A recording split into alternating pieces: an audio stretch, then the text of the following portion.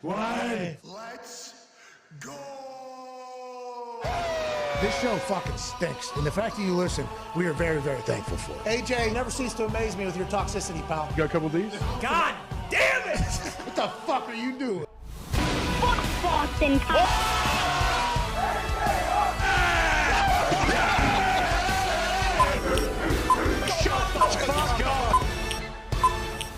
Hello, beautiful people. It is AFC North Thursday Night Football Thursday, September 22nd, and this show starts now. Football! Got it. Yep, 4 days. There it is. Nailed it. 3 days, I guess, because we didn't lead off with it on Monday. It is a glorious Thursday Night Football Thursday because tonight starts week 3 of the NFL season, and two teams that have a rivalry that is deep and hatred from the heart for each other are going to battle it out on Prime, which is recording record numbers from their first debut Thursday Night Football 1 week ago between the Chiefs and the Chargers. Allegedly, 14.9 or 15 million people watched on Prime last week. That was a massive question going into the season because everybody thought they'd maybe have 10 million, 11 million, 15.3 million viewers on the game that Jeff Bezos and Roger Goodell were featured on, and Kirk Herbstreit and Al Michaels said, hey, how you guys doing? There's two people that are hated by a lot of people in this world, but have come together to create this opportunity to not only have it be the biggest sign-up day in Amazon's history, 15.3 million viewers. I assume that's one of the largest streaming events of all time.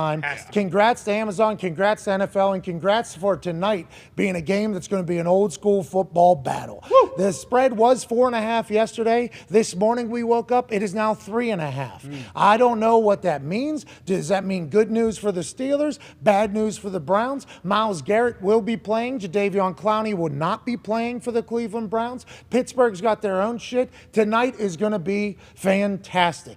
We're going to be talking about it all damn day. We're going to be talking about other stories around the sports world, not just the football world. We'll go to the talk table at Boston Connor, at Ty Schmidt. Did Aaron Judge break that record last night against the Pittsburgh Pirates? He did not break the record last night. He was. Oh, he stinks. He stinks. Well, he couldn't do it against the Pirates. Let's not say that because they won't pitch to him. The Pirates don't want to be the team that, lets him break the record. They walked him a couple times. He had 2 doubles, okay, and the Yankees won 14-2. They beat the shit baseball? out of the Pirates. That's right. That's right. We were talking about it a little bit before the start of the show this morning. The Yankees had a guy hit 2 homers in the 8th inning. They batted around. Inning? That's right. That's Good right. Lord. The Pirates are maybe the 2 home runs in 1 inning. Is that the greatest inning in the history of baseball? Is this guy now the MVP of all of baseball? 2 homers, 1 inning? Mm-hmm. I mean, professional baseball? That's right. That's right. It doesn't happen too often, but it does happen. Normally against the Pirates, though. A lot of the times it is against the Pirates. Boy, do they fucking suck. All right, enough about baseball. Hell yeah. Aaron Judge didn't break the record. That's He all I did. need to hear. He And it did. wasn't against Pittsburgh Pirates. No, it wasn't. Aaron, not against Pittsburgh, folks. He needs to sell that fucking team immediately. Not the Steinbrenner family. I'm talking about the guy that owns or used to own the ski lodge in town. Right. And now is running it into the ground. Mr. Bob Nutting. Nutting. Of course. He stinks. This isn't about baseball, though. I'm sorry we didn't get to witness history in the making last night. That's a shame. Let's go to Boston Connor. It's funny, Aaron Judge doesn't break a record. Sounds like the Celtics are all the way back, and then now they're all the way gone. There's real shit popping out of Boston this morning in the Celtics.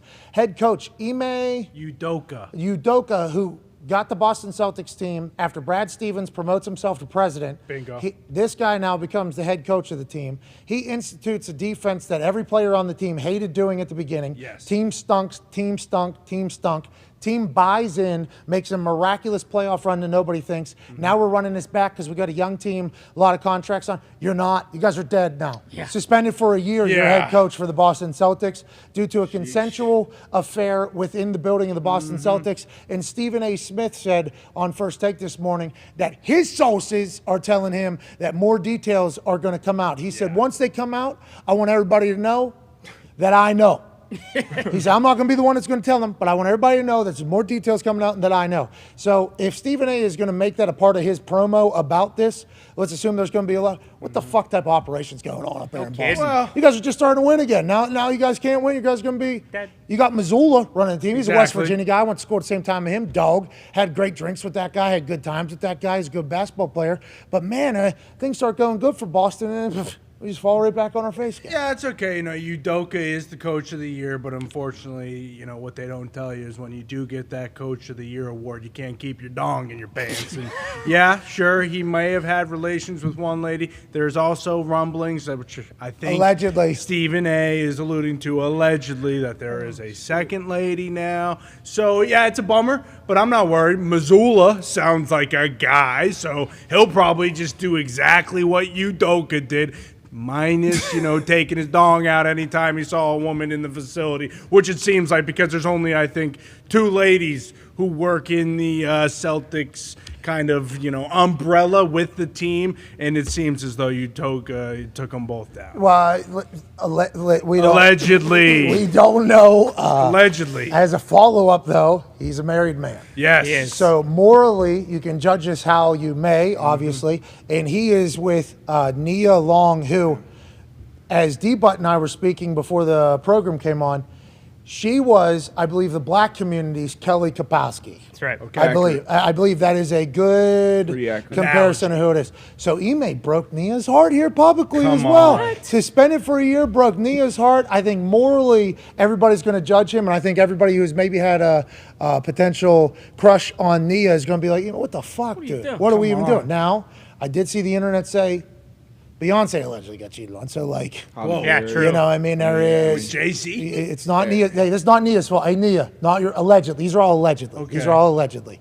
But Darius, a year-long suspension is that's a very strong stance from the Boston Celtics, and I think there'll be people that'll be like, yeah, that's the right move, and then there's probably people that only care about sports that are like, a year? What is going on here? It's an interesting world we're in right now. It is interesting because you get a peek into someone's personal life, and obviously it makes it cross over in the business side and the professional because it did happen in the building. These rules are probably in place in a lot of buildings and a lot of workplaces, and I'm sure they're broken in a lot of workplaces. But a year-long suspension, that's a lot of games. Pretty long, but Stephen A. alluded to it being more than what we're hearing now. But it stinks, man. Especially going to the finals your first year. Yes. That's tough. But Came out of nowhere. This news came out of nowhere. Woke up this morning, was so excited to talk about Steelers, Browns all day. Yeah. We got Coach Chuck Pagano with Coach P's keys today. We all got a chance to go into the team meeting room a week ago. And that meeting was the longest meeting I'd ever been in last week. But it was magnetic through the entire thing. It was great. Impossible to take your eyes off of what Chuck Pagano was laying out there. And a lot of them came to fruition during the game. Oh, yeah. Except for that one rookie DB. Yeah, 35. 35. Yeah. We did find where 35 was, and Herbert did say, hey, do we test this guy? And he gets a pick 6, obviously, in the fourth quarter in a massive moment. So we learned about him. Hey, guy's a dog. Guy jumped a route. Guy did everything. Although he's a rookie 7th-round pick, he figured it out. Can't wait for Coach P's keys today. He's been working alongside of it with the boys in the back at Evan Foxy, Zito, and obviously Franklin Nicholas Morodo on the 1s and 2s. Boys, how we doing today? We got off without a hitch here? I think Everything so. sounds good. Is there anybody there with you guys other than us? Deepak. That baby Deepak. Yeah, That baby Deepak. There he is. Hell yeah. Okay, so Deepak and Vig, who've been working on this studio day and night for the last 20-some days. Workhorses. Thank you, guys. Work horses. Yep. Absolute stallions. These guys. Pale. Talked about them last night. They're from Chennai, India. Okay? And I believe India has 30 states. Those 30 states are basically like 30 different countries. They speak the Tamil language in Chennai, and I don't know if I'm getting this all right. He's nodding yes. I'm getting it all right. Supposed to be, allegedly, I was told by people that speak Tamil from the Tamil Nadu Yep. Yeah. Tamil Nadu region. Yeah. They speak, that's the oldest language in the world. Damn. Okay? So I assumed in India, and I think, remember, whenever we learned that we had some fans in India, I thought about having somebody become a close friend of mine, pick up my characteristics, and was going to translate every single podcast into Hindi. And that, A lot of people. Put it out. that was going to be, there was going to be an Indian version of this show through old buddy that was going to translate. Is that why Deepak's still here? No, he doesn't speak Hindi. Oh, wow. Hindi's only 40% of India, and I learned from the Tamil-speaking people that is a big thing in India. Like I learned a lot yesterday about what's going on over there, the build of India, what it is. I think if we would have done that, there would have been some people from India that would have been pissed that we're doing that because I guess Hindi is potentially being. There's kind of a forcing. Yeah. Like the Protestants. Yeah, and I know nothing about India other than whatever we like kind of hear and trickle through. Incredible conversation with them. I was like, so is there, all the conversation is with how populated it is, how like Zito literally just said it, we just said so many people. I was like, is it impossible like to move around? He's like, cities very congested. Suburbs though, he said, just like here. Like, Oh, nice. So I think beautiful region. There's tourism. I was like, should I come to Tamil Nadu region? And he's like, yeah, you would love it. I'm like, all right. Hold the Here we phone. go. Who's saying a language like they have things like 2,000, 4,000 years old or something like that? That's insane. Pat McAfee Show goes to India? I don't know if we're that popular yet over there, but I might take a hiatus for a week or two and take a trip over there and become a little bit more cultured. Hey, Deepak, I appreciate the hell out of you and Vig, man. Honestly, Deepak. literally, they're here for school. They live. Oh. So we got somebody from literally the opposite side of the world speaking the oldest language working in here. Like school? In Indiana. In?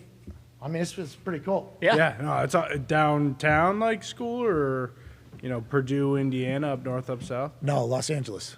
LMU. in shout America. out. Oh, okay. I thought you LMU, meant in yeah. Indiana. Okay. No. They're in L.A. Remember, we did not know that we were going to potentially be working with anybody. We hired a person named Petro. Yes. Who has built like 100 studios, the best of the best. All the studios you've ever basically seen anybody talk from. Yep. Petro is a scouser, has his, Oh, it's rubbish. he has his fingerprints on all of it. He's the He guy. does. We met him. We were lucky to meet him. Absolutely. Well, Hired him to build the studio. really? Haven't seen him one time. Literally, he just hired these guys, said, hey, these guys will be good. And although I told Petro, I feel like I was kind of bamboozled a little bit, I certainly hired you to do this whole thing. Sure, fucked us. Got these other, but met incredible fucking humans in these guys. Exactly. So it all works out for a reason. And whenever we travel to India, we're going to go stay at their family's house. Hell yeah. When we go to Petro in England, we're going to egg his house. I don't know if you want to do that in Liverpool. I think, Come on. pretty sure everybody there beat your ass. Yeah. I'll have a Smack Mo you right in the Salah mouth. jersey on. And then they'll be like, I guess he gets to go. Because you never walk alone. Hey, you never walk alone. Not alone. walking Guy alone. who owns the Red Sox owns Liverpool. So I get a free pass. I'm sure they love you. I'm sure they love that. LeBron, maybe I'll wear one of his jerseys. He owns Liverpool now. I've been watching that. Have you tried that Ryan Reynolds documentary? No, I heard it's Wrexham, good. I think it's called. Wrexham? Yeah, welcome to Wrexham, I think. Yeah, and it's with that guy from Always Sunny. Mac. Yeah, Rob McElhenney. These two Hollywood guys bought a soccer team in Scotland, like an old Premier League soccer. Maybe not Scotland. It might have been a lower division. It's in the Premier English League, so team, it yeah. might be in England. But is Ted Lasso references it, I know. Yeah, so they're out of. So that's the only. It's Welsh. So sorry, Wales. So sorry. So that's one of the four in England. Yeah, I I'm mean, so you're sorry. right there. Yeah, but I fucking called something on SmackDown one time, the UK, and it was clearly not the UK, and it was a whole. After My Brexit, geography is- all that's Yeah. confusing. It's not our fault. I agree. Not our fault, but probably should know it if we talk about it. But that Wrexham thing's pretty cool. So in soccer, you can actually take a team. Like we could create a team. We could start playing in this bum ass league, like over 30 pickup league. Yes. But there's younger people playing it. You get it, like just a pickup league. We do well enough in that league, we go up a league. We do well enough in that league, we go up a league. You can find yourself in the fucking Premier League in England. Like that actually happens. Teams get and if you stink in these leagues, if you're bottom three, you get relegated to a lower league. So you can be like a fucking championship pedestal team, and then you either lose ownership, lose money, lose coach, and fall all the way down to like fucking pickup soccer, basically. So this Ryan Reynolds and Rob McElhenney. Rob McElhenney, he's interesting. So the in the Always sunny. what's that? Yeah, always sunny in Philadelphia. Guys. He's super talented, right? He's like Yeah. a super talented, very very talented. Seems like he is a Yeah, for very sure. very talented guy. So they're trying to take this team. They bought it whenever it was down the bottom league, and they're trying to make it go all the way to the top. Yeah. They've got invested in this town, but the locals, the initial reaction to two Hollywood people buying the team, not great, obviously. And then as they start to, turn around, it's like a big story. It's good. It's a good documentary. It's a What's great the doc? Where can you watch it? Oh, FX. FX. So It's Hulu. on Okay. Hulu too. Yep. FX got some good shit. Hulu has got some. Yeah. They stole Mike Tyson's story, which is kind of. I don't know what to do. Honestly, I'm kind of because I use Did Hulu. you see the guy who they got to play Mike Tyson? It's so bad, so it's hard to get upset about it. Yeah, this is the Welcome to Wrexham. This is the program here. It looks like they got dogs. The coach that they got running the team is from a much higher league, and they just paid him a bunch of money to come down. Smart. Yeah, That's sweet. yeah. The initial crew though, like the initial coach who sucked, Yeah. the way they in that team treated the new ownership, it was interesting. They Like, hate you it, just yeah. want to smack them. Like your team stinks. That's why this. Hey, you're a bad coach. That's why they're buying this. And then that turnover process is all kind of documented. It's a very fascinating thing. But to be clear, I don't think you walk into Liverpool and say, I'm from Boston, the Red Sox owners own this team, it's going to be good. Just from literally the documentary I watched. Yeah, well, I'll be singing "You Never Walk Alone," and I mean, from what you just said about that, it is exactly what Ted Lasso is essentially, except the owner is new and the coach gets fired. Or Ted Lasso, they're at the owner, former owner, divorce, wife gets team. Okay, So that's what Ted Lasso is. Wife tries to bury team because of how much ex-husband loved team. So hire dipshit coach from other sport to come in and try to relegate team. That's who Ted Lasso is. Yes. Right. yeah, So she's trying to run them down the ladder. okay. Wrexham trying to run Win. up the ladder. So there might come a time where FC Richmond and the Wrexham boys, kind of meet in one of those middle ones. That would make Completely random sense. too. Ted Lasso will be in FIFA 23. It's a Saw video that game. last night. Play as AFC Richmond. Can you be Baby Tart? Jamie Tart. Yeah. Jamie Tart. Did you watch Ted Lasso? No, not yet. I thought you Should. guys were singing the real Baby Shark. So Well, it's a that's a banger. catchy tune. I mean, yeah, it gets old real quick. Whoa. Why? Well, you kids, you got to figure that Real out. quick. You don't like it. No, I like it, but everything you just keep hearing over and over and over. Now, is this just a white children thing? The poop in my fingernails, poop in my fingernails. Poop on YouTube? You've heard this song. Yes, I have. Okay, so it's not just a white everybody. No, children. those guys, that group, I mean, just that genre, they have broad reach. I think all the kids. And it's just like they got them too, right? Oh yeah, hooked. How many kids do you have? 5 girls. They're awesome too. God bless you. Yeah. You're a great dad, dude. Appreciate that. I've got to watch him be a dad, and then I'll talk to him, and then one of the girls will walk in, and like the interactions between the two, you can tell that they really love Yeah. you and that you do the same. I don't know how the fuck you do it though. 5 kids, 5 daughters. That's a Yeah, lot. keep you young, Keep you young? keep you soft. Yeah, you're eating 14 donuts over here. That was ridiculous. One. Still dunking. Thank you, Coach. Dunking Well, balls. Yeah, Coach Pagano brought in 4 dozen donuts today. It's week 3, Coach. Yeah. Slow We're gonna down. be 400 pounds. You keep. He doing wants that. us to puke while we're doing suicides later. Yeah, we're gonna run them some gassers in here. Hey, that right? Hey, Zito, I have a question. Yep. We're talking about the NBA right now. We'll get into the NFL in like a second. We were talking about the NBA there for a second, so we might as well get this in here. Like, if the Chicago Bulls, who I think we have a pretty good relationship with, yeah. right? We have a pretty They good love relationship you. with them. We love them too. Yeah. When they come to play the Pacers, can they do their shoot around in here? Yeah. Why not, right? Would that not be hysterical? Zach Levine would love to be here. Well, I mean, it's going to be tough for them to get up shots in the middle of my routine. We're going to have to, because I got to hit at least 50 from each spot every single morning and night. Yep. They could play 2K on the TVs in there as the Bulls. Maybe that's how they can warm up, kind of get the strategy. They do that in faster. LA, though. I think they go to like random rich people's houses and shoot in their Drake. mansions. Drake's too in Toronto.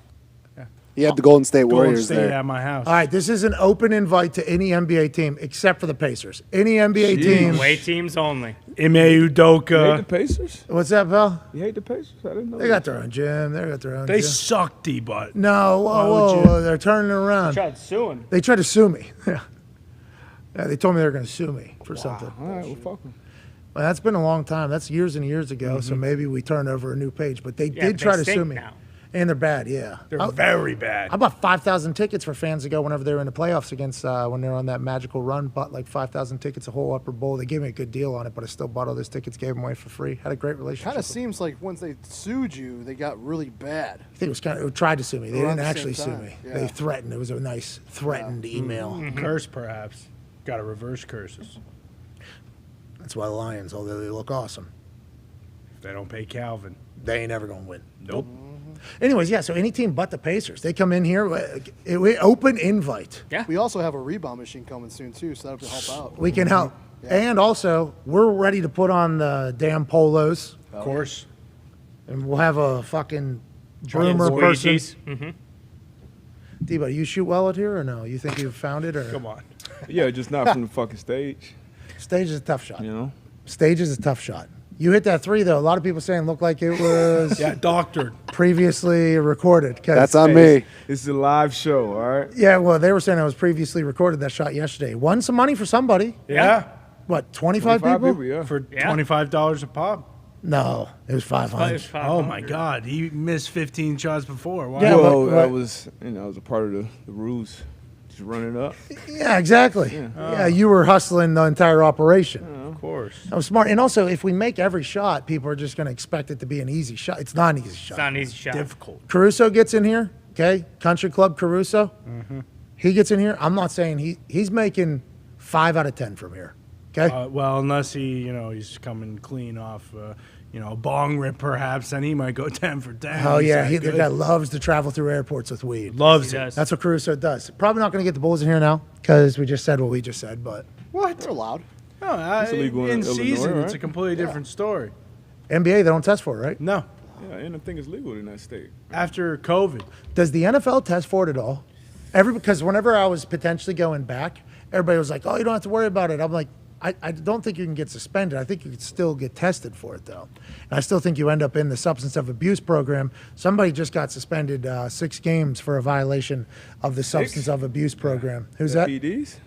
Substance of abuse. Steelers guy did. 6 games. But I don't know if it was for substance of Yeah. abuse. Oh, yeah, for 3 games. DeMonte 3 games. Yeah. Kazee. Yeah, substance of abuse. So substance of abuse program, anytime it comes up, I would like to remind people what it is because you hear somebody get into the substance of abuse program, then they fail another test when they're in there, and everybody's like, you can't do anything. It is a very, very... I went through it 27 months, 8 tests a month randomly. Anytime I left Indiana, I had to give them an address where I was headed and 2 phone numbers they can reach you at. Had to meet with a substance of abuse counselor once a week for at least an hour. I mean, it was a full-on PO almost. And it was, you have to check in with them at all times. So guys get caught up every once in a while because, I don't know, you get 13 months into that and you... maybe get a little comfortable one night and then you accidentally get popped for the next day. Because I was tested on a Friday one time in Indiana, a Sunday in Las Vegas, and then a Tuesday in Pittsburgh one time. They're trying to catch you whenever they hear you're doing something. I failed 0 tests, so I was able to get out in 2 years and 3 months. But the substance of abuse program is it is tough. People never get out of it normally. My life sucked for 27 months, basically. I just said, I'm going to sit at home. I started tweeting. That's basically when I started tweeting because all my friends were out and about having a good time because I was 23 years old. That's what all my friends did. Couldn't do anything. Couldn't have alcohol in my system. Couldn't do anything. 27 months. It was tough. I smoked spice for 3 months. Yeah. I mean... Don't What's do the that. worst thing you could do to yourself? Don't do and that. your brain. I'm going to smoke spice, but they couldn't test for it at the time.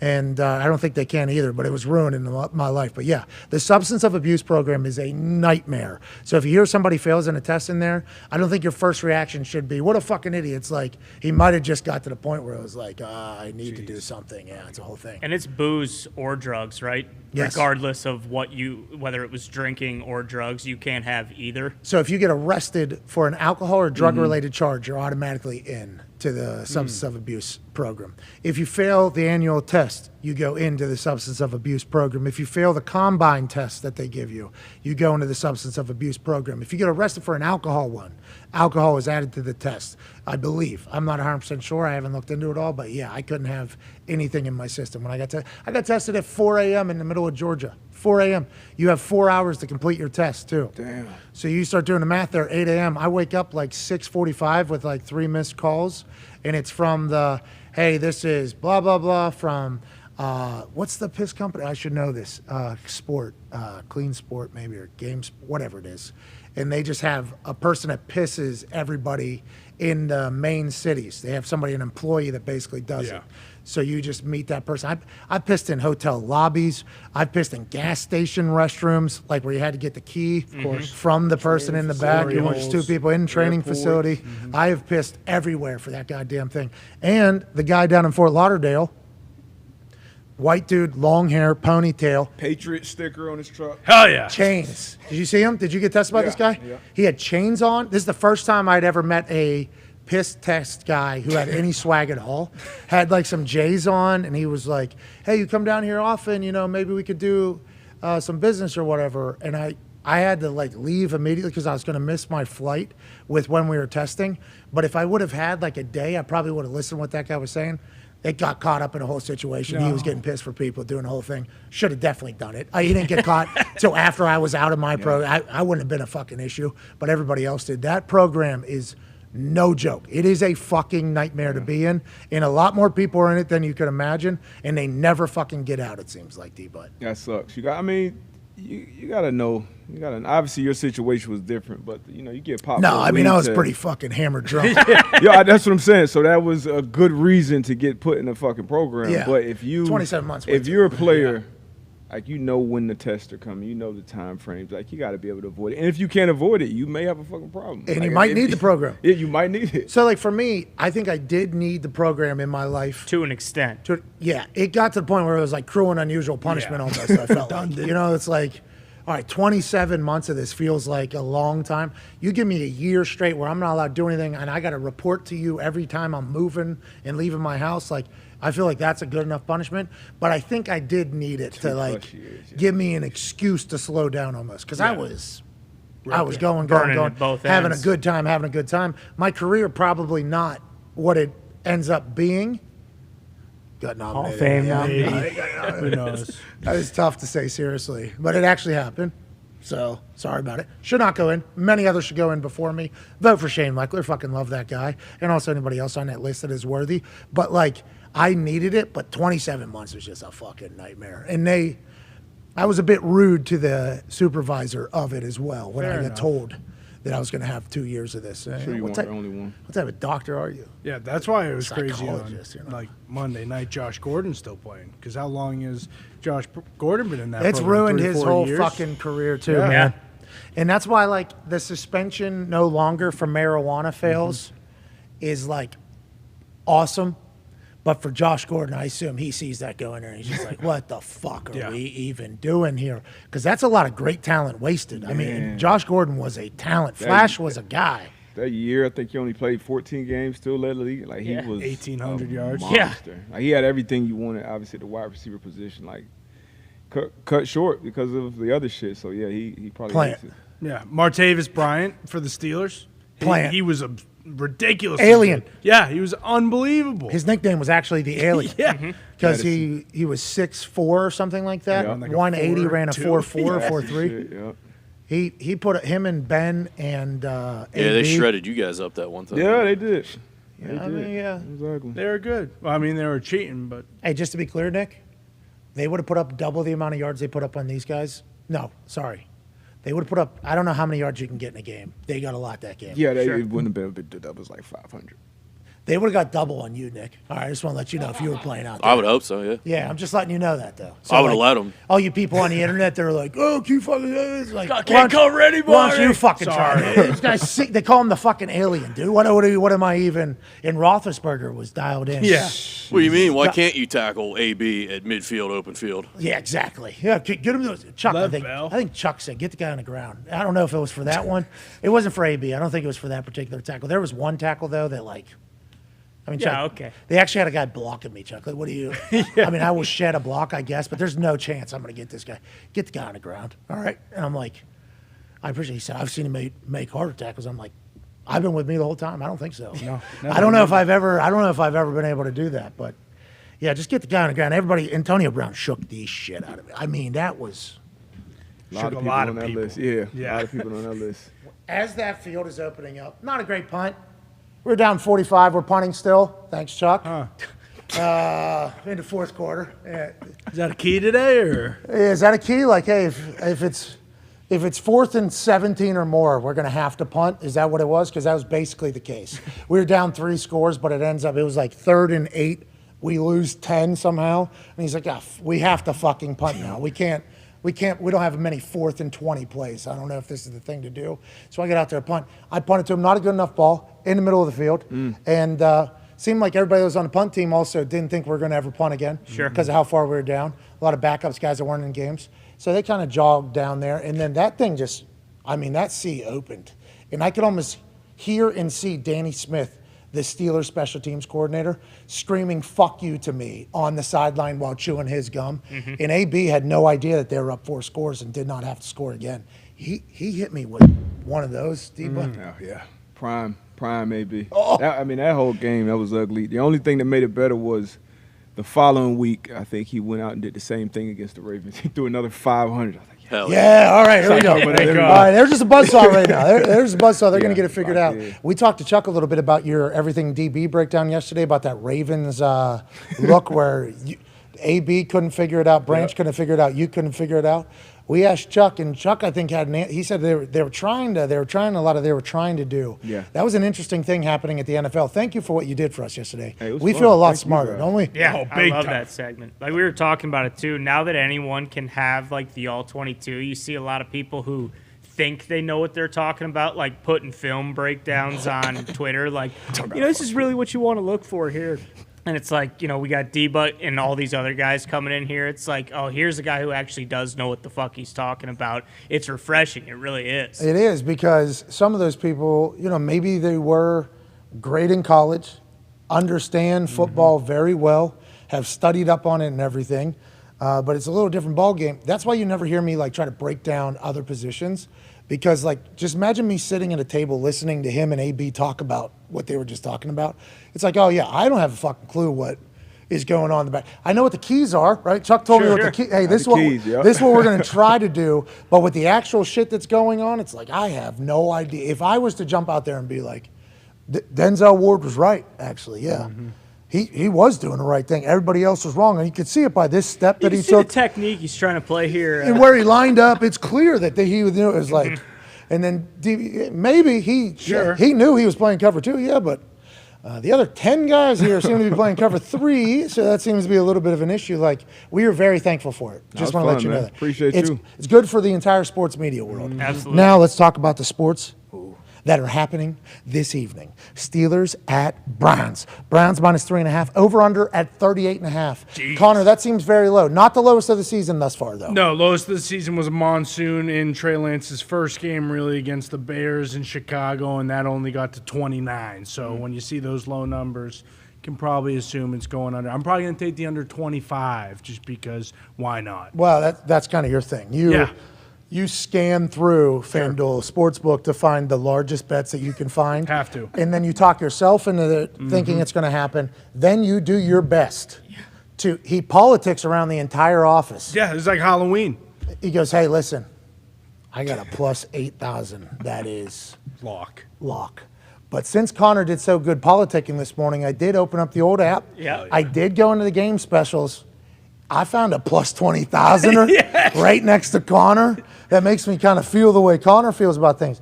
I think I'm hitting for 50 grand tonight. Let's go. I think I'm hitting for $50,000 in the first quarter. There's a chance, or second quarter, or third quarter. This thing doesn't die until there's a touchdown scored. Yes. First touchdown scored, Pat Freiermuth. Okay. Second, do we have the graphic? I do believe. The second touchdown must be scored by David Njoku. Oh shit. Boo. That's simple. That's simple. What do you mean? Oh shit. What do you mean? Why was that simple? Well, Jacoby's just going to go, oh, look, there's Njoku. Open in the end zone. Boom. Can't believe they didn't cover this guy. And Njoku was the other guy who called the team meeting with Jacoby Brissett, Debo. Well, so it's actually coming out that there was a defensive players underneath. But so what you just lied right into the microphone. And he that's was what he still does there. when he's politicking with these long. Very Plus convincing. 20,000. This is the biggest game special available just right in front of you on FanDuel Sportsbook right now. $1 wins you $200. I put $250 on it. Boom. Why not Why win not? 50 grand? Huh? Who says not? And who says that I'm not a person that's supposed to have money? Because I am putting $250 on a plus $20,000 bet that immediately upon hearing it, a big NFL football brain goes, "Ugh, disgusting. It could happen. Yeah. This could Good vibes your happen. way, It's the man. same deal, okay? If this hits and you only put $25 on it, you're going to be kicking yourself all weekend. So when this does hit, you're going to be saying, why didn't I put $500 on this? Why don't I put 1,000 on? Is what you're saying. There you go, Why don't you put 200K. 1,000 on it? Who says no? Not me. Well, the game. Well, probably. I don't know. I feel like this is a big tight end game tonight, don't you? Yeah, so he's supposed to go low. Todd Haley says it's going to go low. The sports books think it's going to go low. It's been dropping. Everybody feels like it's going to be a battle. Maybe the tight end score. Now, to be clear, if a field goal is the first score, all good. Don't matter. We are still alive. Yep. So everybody needs to know. First touchdown needs to go Muth. Yes. I don't know if anybody's watching that potentially has any say in this whole thing. Hey, Mitch. Mitch, what do you say? Yeah, make it happen. Feed the Muth. Yeah. Okay?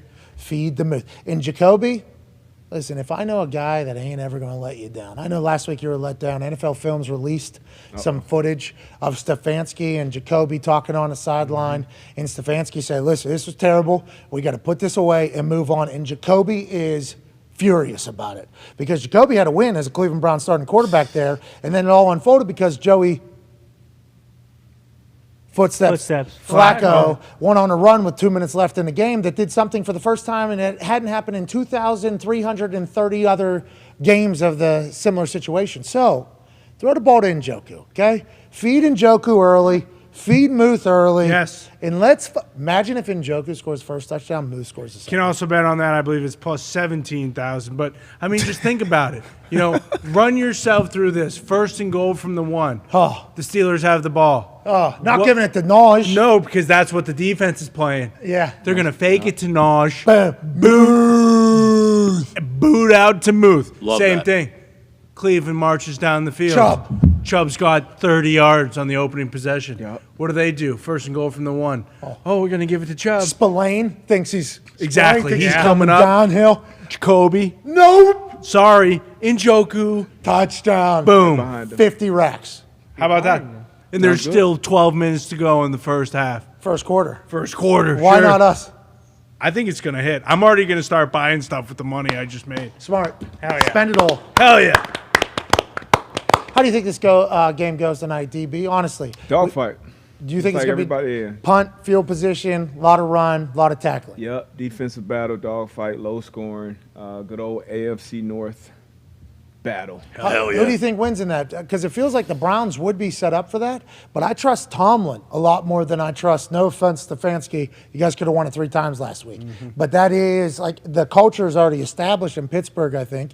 That type of thing, I think, shows up in these types of games. But Chubb and Hunter in the backfield on the other end, they're fucking dudes, obviously. Are we making our picks right now? No, just how you feel. Like, who do you think? Yeah. I trust the Browns a little more in this one. Whoa. Jeez, man. I trust the Browns a little more, but fuck it, I gotta make my pick. Tomlin's gonna cover though. Yeah. Oh, okay. Okay. So you're doing 2 for here. You Double think Steelers dip. plus 3.5, Browns money line. Absolutely. It's probably a big time payday there because it's only 3.5. I assume you can get paid out on that.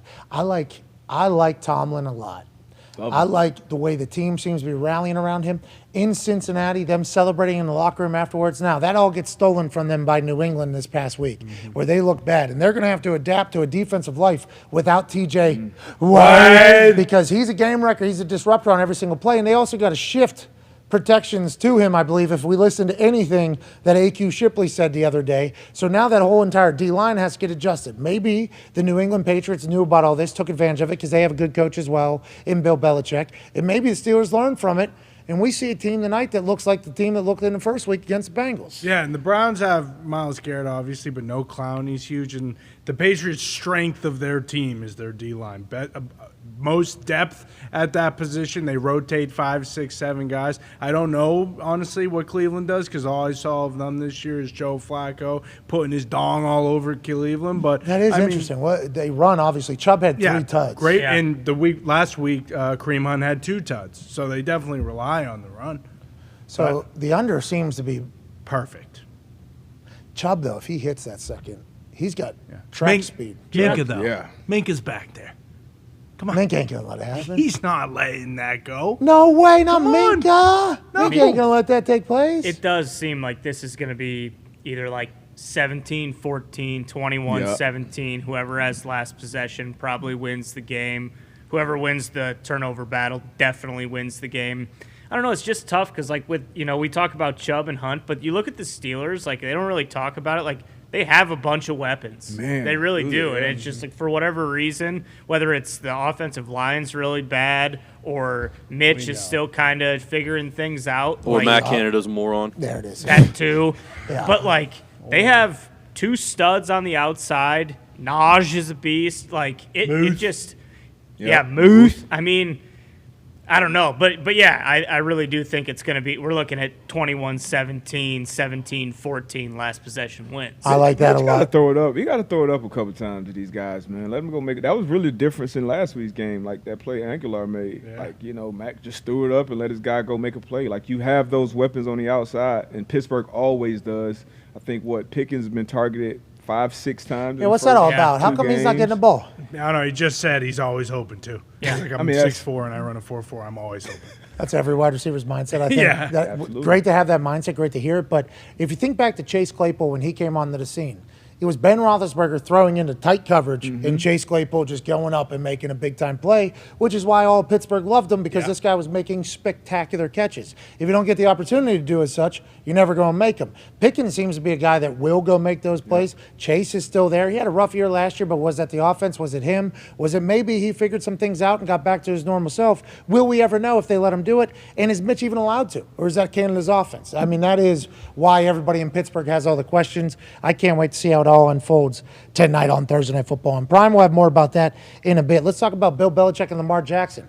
So Bill Belichick had struggled with Lamar Jackson with the Baltimore Ravens. They actually thought that Bill Belichick was changing the way he did football because Lamar Jackson had success in Baltimore. Lamar Jackson chit-chatted about his pre-draft visit with Bill Belichick, and Lamar Jackson is always the coolest fucking dude of all time, and I can't wait to see how much money this dude gets paid.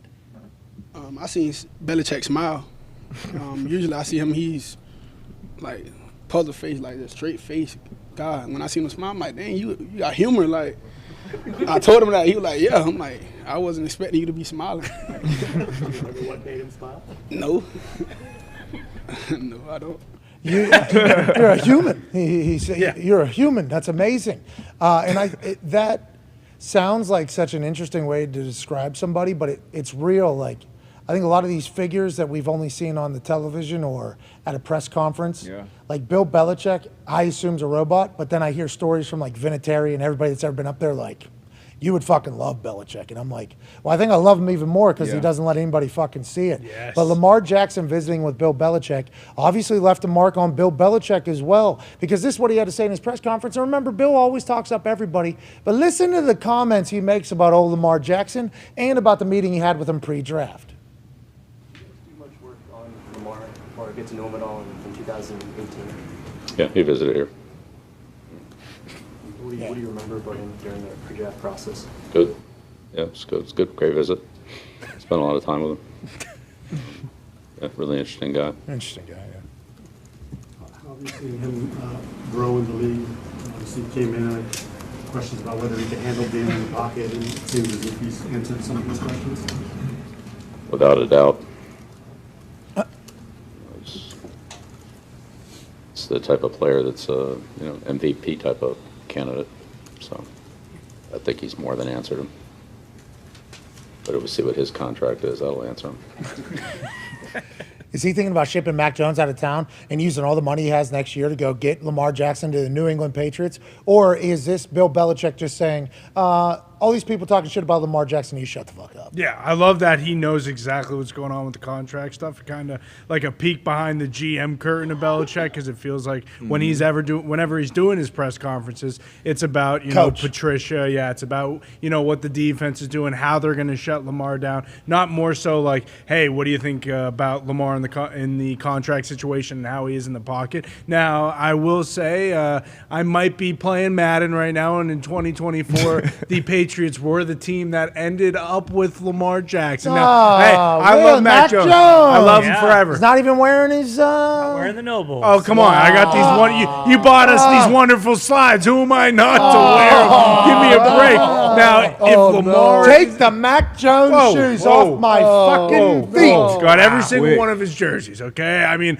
it would be terrible to lose Mac Jones. With that being said, if you can get someone like Lamar Jackson, you go and get him. I mean, what are we talking about? I think there are You're going to get killed. There are 30 teams? There's probably just Josh Allen and Patrick Mahomes. Everybody else probably like, yeah, I'll take Lamar Jackson. Russell Wilson.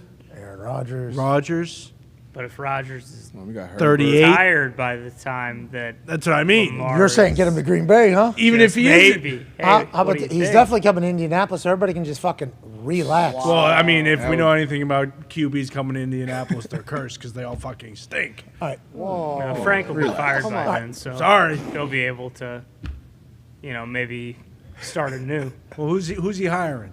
I'm not talking. Matt Rule? All right, let's get into it. Frank Reich said that the performance was pathetic. Okay? Yeah. How come we didn't see those headlines? Yeah, and water is wet. Yeah, but Frank. he acknowledged it. Remember, we were talking about Frank saying everything was kumbaya, everything was good. He didn't say that. He said it was pathetic and it was not good. Great news. They're on the right track. Getting a bunch of starters back. Shaq, is he playing? I don't think so. I don't think Buckner's playing. I think there's a chance we're looking at a 2, 3, and 14, 15 season for the Colts. Jeez. They fucking stink. This is overreaction. No, because it's not just about, Shaq Leonard, they're not playing. If the Colts lose 27-24, much different story. They have a healthy O-line. They have a healthy Jonathan Taylor. The best games. have Michael Pittman. So what? The best games that your running back is going to have and your O-line is going to have is early in the season. They're fresh. They got their, they probably feel the best that they feel all season in these first 6, 7 games, and they can't score any points. Let's not deflect. They are. Colts lost 24-zip. All right. Yeah, let's get away from this. Run the fucking ball. They are 5.5-point dogs on Sunday. They should be 21, 24-point dogs to the Chiefs. Free money. You absolutely nuke that. They're going to get fucking killed on Sunday. It's a home opener. I'm going to be there. Take the Chiefs minus 20.5. What is your problem? That's what you should do. Spread. He's I right. agree. It should be a 25-point spread. Everybody needs to stop overreacting. Okay, let's get back to the topic. Long season, a lot of ball left. Yeah. Well, Might not be for a the lot Colts. of bad ball. Might be a lot of bad ball. It was bad. So this Horrible. this goes back to the point that we were talking about a lot, though. Like, every team has injuries. And if you have injuries at your skill positions, your offense gets greatly affected if you don't have any depth at that position. DeAndre Hopkins gets hurt last year. The Cardinals are dead. You know what teams seem to just go right by any of those types of injuries because they happen to everybody? The teams that win the Super Bowl. They are loaded at wide receiver. They are loaded at skill positions because they know injuries are going to come. And when they come, we need to be able to put somebody else in there. I mean, obviously, Odell Beckham Jr. signs, and then the next day Woods gets hurt. But imagine if they didn't have Odell Beckham Jr. and to go make the play, they would have been fucked. Absolutely. And not fucked. They would have had somebody that would have been able to do good. But Odell Beckham Jr. is a game changer. You need to have depth at the skill position. So, number one, Michael Pittman not being in there is obviously terrible. But we talked about you got to prepare for that. Like, hey, you're going to lose a top guy or two. Them getting blanked is just, I mean, it is alarming. But let's get back to this. Do you think the Baltimore Ravens know that we talk about Lamar Jackson like this? Bill Belichick obviously is like, this guy's about to reset the whole market. Yes. Do you think the Baltimore Ravens understand how much everybody loves Lamar Jackson? Because I think if you listen to how Rappaport talked about it, and let's assume Rappaport has an in from the Ravens side of things, he said that Deshaun Watson had leverage. Deshaun Watson had leverage because he said he wanted to be traded. All hell broke loose. new program, very serious allegations. And Caserio was like, yeah, we don't want you to be on our team. So he was almost a pseudo free agent. So he was, because of things that weren't good at all, he became a free agent technically under contract who was able to pick where he wanted to go. It was a free agency period. Lamar does not have that. Unless Lamar was an absolute fucking piece of shit to his teammates. I'm not just talking about as a human. I'm talking about to his teammates. Middle of the season go, until you pay me, I'm not doing anything. Like, I think that's how the Ravens feel. Like, well, he has no leverage. What's he going to do? He's too good of a guy. He's too fun-loving. His teammates like him. So, like, the only thing we can bank on is that the Ravens will do the right thing and fucking pay him. And I don't know if the Ravens have a clue that, like, 28 teams in their fan bases would be like, we will give everything for that fucking guy who always does right in the community, is beloved, has already won an MVP, and does everything the right way. Like, I just don't know how this ends. I have no idea how it works out. You know? Everybody want to see him win. And like Connor said, you hear Belichick mention another player's contract like before, like that's almost unheard of. He literally will tell us, like, you don't even talk about your own teammates' contracts or injuries. So to hear him, like you said, have his kind of GM hat on and talk about that, you hear Rap Sheet, and just everybody, man. You watch him in his press conferences in situations where he can be an asshole. You know, hey, I'm not talking about my contract.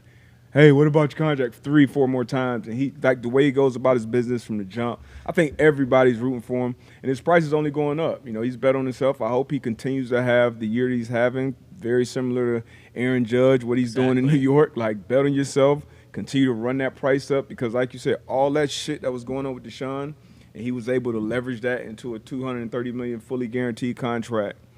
It's hard for you to punish the guy that's doing everything right. Yeah. And they do have the rights to him for the next, 3 years with this franchise year and 2 tags. years. But he just, this offseason, because I think he's going to play this whole year, obviously, in playoffs and whatever. But this offseason, he just got to completely hey, I'm not showing up to shit. We're not talking about anything until my contract. And you're saying that strictly because he'll get what he deserves by doing that.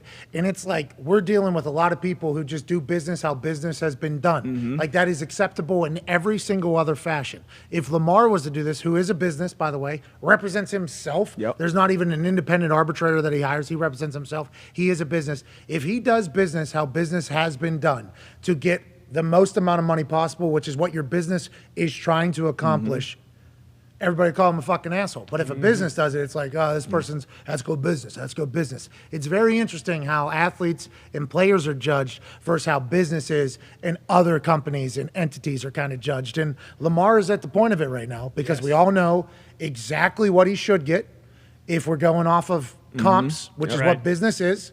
Business is off of comps. That's in the same fucking division. You've accomplished more. You've done everything right. This is what comps are. This is what the market is. Belichick is even keeping an eye on it.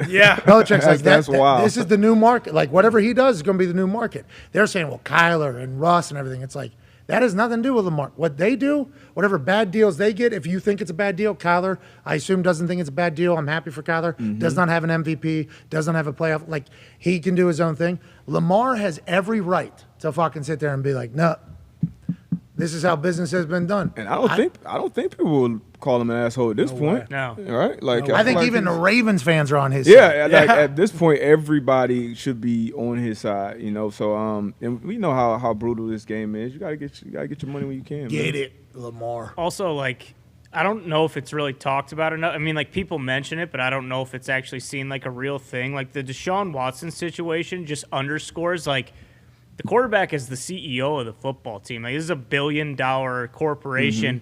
He has done everything right off the field. He's loved in the community. Like, look at what's going on in Cleveland. You give this guy all this money, and, like, your fan base is kind of divided on whether or not they want to cheer for this guy, whether you want to buy tickets to go watch it. Like, you can't diminish how people feel about this guy outside of actually playing football. That's a big deal. It really is. Yeah, because payment is a business transaction. Yeah. So whenever you're looking at somebody, you have to look at the entirety of the business transaction that you were doing. Lamar on the field, business is good. Right. Lamar off the field, business is good. Lamar in Baltimore, business is great. I mean, it's just like all signs point to pay the guy. But Baltimore is going to do business as business has been done and say, well, we got what else are you going to do? Yeah. What else are you going to do? And it's like, well, I guess you can do that, but at some point there's some karma and maybe some feelings and others that are going to see this happen. It's like we're in a new era where there's going to be new ownership in the Phoenix area in the NBA and WNBA. There's new ownership in the NFL. It feels like it's not only becoming a player-friendly league where if players want to go somewhere, they can go there, but also it feels like players are about to get really paid from these rich owners with the cash over cap clause that they can do. And I think Lamar's 100% right. Hope it all works out. A couple more things here before we end hour one and get into hour two. Lamar always has success against you guys, right? Belichick plays him pretty well. We got a couple wins over him, actually. But, I mean, coming off that loss, I assume they're not running plays that are just standing there while the fastest guy runs at their defensive back. So don't feel that great. Ravens D's got to figure it out. They got to figure it out quick. And they got the players to do it. And the guy, McDonald, he's been there for a while. Obviously, he left in Michigan and he came back. But he knows what. Like, that's still the core of that organization. Like, that's a tough, hard-nosed defense. Like, you got to just simplify that shit and fly around. It's got to. But going back a little bit to Lamar's talking about Belichick, Belichick does have, I won't necessarily say a great personality, but definitely a cool, fun guy to be around, super dry sense of humor. So you'll be surprised, like, behind the curtain, how he is, and when you do meet him, when you do sit down with him, the type of conversations, the type of shit that he knows that just exists in his brain is just, it's wild. Oh, you're a human. Yeah, you're funny, charming. But like I said that about Pete Thamel on game day. Yeah, that baby Pete being a human out there. He was being a human. What are you going to say there? You're going to say something there? Well, like there's that clip from I forget which documentary it was. I don't think it was the Do Your Job one. But when they're like, the cameras are outside the team meeting room and Belichick's talking about like celebrating. Oh, the touchdown. yeah. Look at this. Yeah. Look at this. Champ Bailey's face comes on. He said, "Look, what do you think this does to the other team?" Yeah. What do you think? It's like celebrating isn't just like an emotional thing. This is a strategy. Yes. Yeah. You need to celebrate big plays because look what's happening on the other sideline. Like that's that Navy background, like psychology part of it as well. He's the greatest coach and GM of all time. So I assume he is a human at some point, but what a fucking football god. Yeah, it feels like Lamar wants to play for him. You think Kraft pay him $240 million guaranteed? I think Kraft will do anything to get back to the Super Bowl. I really do. Well, so him and John Bond can fucking sit down there and have a good old time again. Absolutely. So he doesn't feel like. Hey, Boston's going to kill you for what you're doing with Mac Jones right now. No, because I think a lot of people, and sure, if they do, fine. If you don't Sue want, me. Yeah, legit, sue Like me. the Pacers. Lamar Jackson is unbelievable at football, and I do love Mac Jones. But if you don't act like Lamar Jackson is in 2-3 tiers above Mac Jones, then Right now. you've never watched Ravens play. Okay, a couple quick things here before hour one wraps up. Kyler talked about the fans smacking him. If I see him, I'll shake his hand. It is what it is. Happy to hear that. Yep. We talked about this on the show about how there was a criminal investigation, and we said, can't have it. Cannot have a criminal investigation over a guy reaching his drunk fucking hand and hitting Kyler kind of in the face, definitely in the face, but not a solid shot. Understand that it's a situation, can't become a normal thing, cannot become a habit. But also, should we not be spending our time investigating other things if we're going to talk about criminal shit? Happy to hear Kyler said, stuff happens fast, he's cool with it as well. Kyler's growing on me. Yeah. Hell yeah. Kyler's growing on me a lot. Not that I was out on him completely. The whole study clause, though, I think painted quite an image of, oh, this guy doesn't give a fuck about his team. But then there's some stories coming out like Kyler might be like one of the smartest fucking guys in that entire building. Maybe we should talk a little bit more respectable on that entire thing. Absolutely. And what he did in that second half seemed like he cares. It seems like he genuinely cares. Seems like he's gotten better. And I like the fact that he's come out and been like, let's not fucking... I want to shake his hand. Come on. Let's go shake their hands. Yeah, exactly. What if Kyler would have came out, though, and said, yeah, I would like to file charges. I've been like, all right, hilarious move, hilarious decision. Yeah. I don't respect you, but hilarious decision. I like that he's come out. A real babyface move out of Kyler these last couple of weeks. I hope the Cardinals have a chance to go on and have success. And remember when he was calling plays preseason, 2 touchdowns. They were moving right down the field, weren't they, D-Butt? They were. Sometimes Cliff figured out. Sometimes players can see the field a little bit differently, huh? Yeah, even when you're 5'7". Him throwing that fucking ball to A.J. Green and then looking up.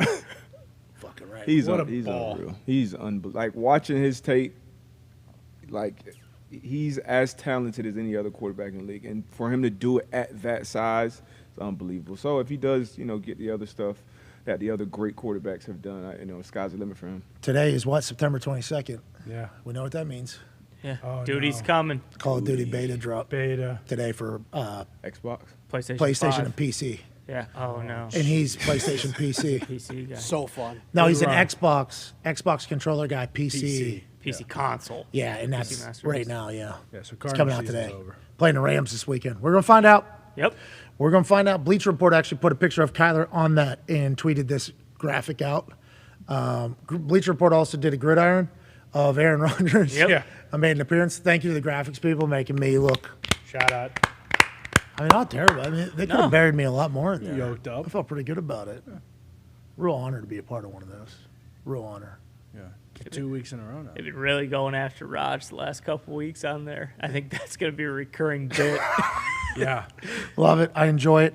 Austin Eckler gave a full medical injury report on his Twitch of the Los Angeles Chargers last night. We'll talk about that. We'll also talk about Travis Kelce reminiscing about the Derwin James spine buster with his brother on a podcast. It looks awesome. Yeah. I've only seen one clip of this podcast. Looks like a podcast that we should all fucking watch. For sure. Electrifying between he and his brother.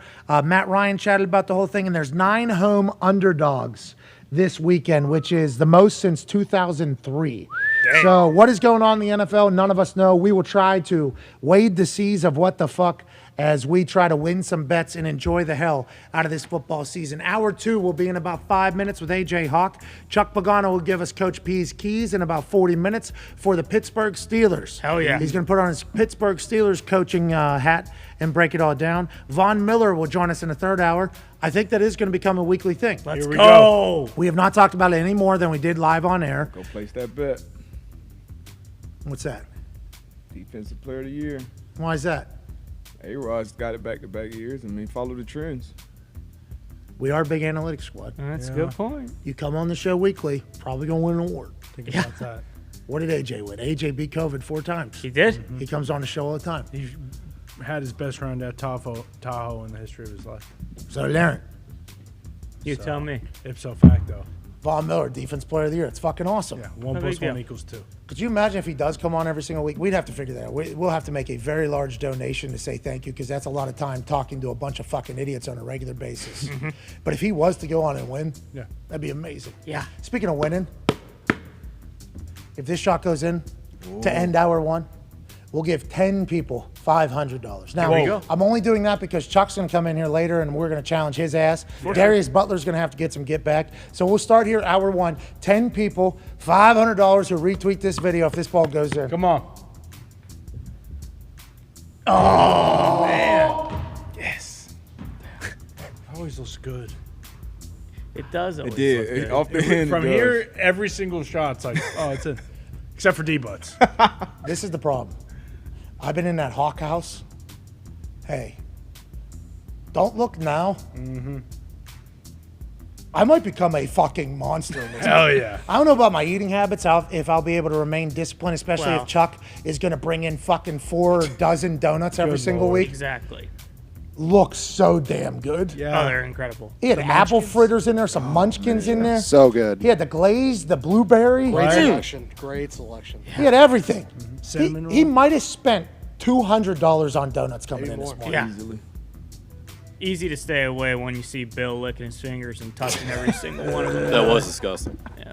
I saw him with the napkin and he had 17 donuts on his little napkin. I was like, what the? My precious. All right. Since when? We'll be back in 5 minutes Should with check his AJ locker. Hawk. And, yeah, let's have a fucking great Thursday Night Football Thursday, September 22nd. See you in 5. Take 5. Take 5.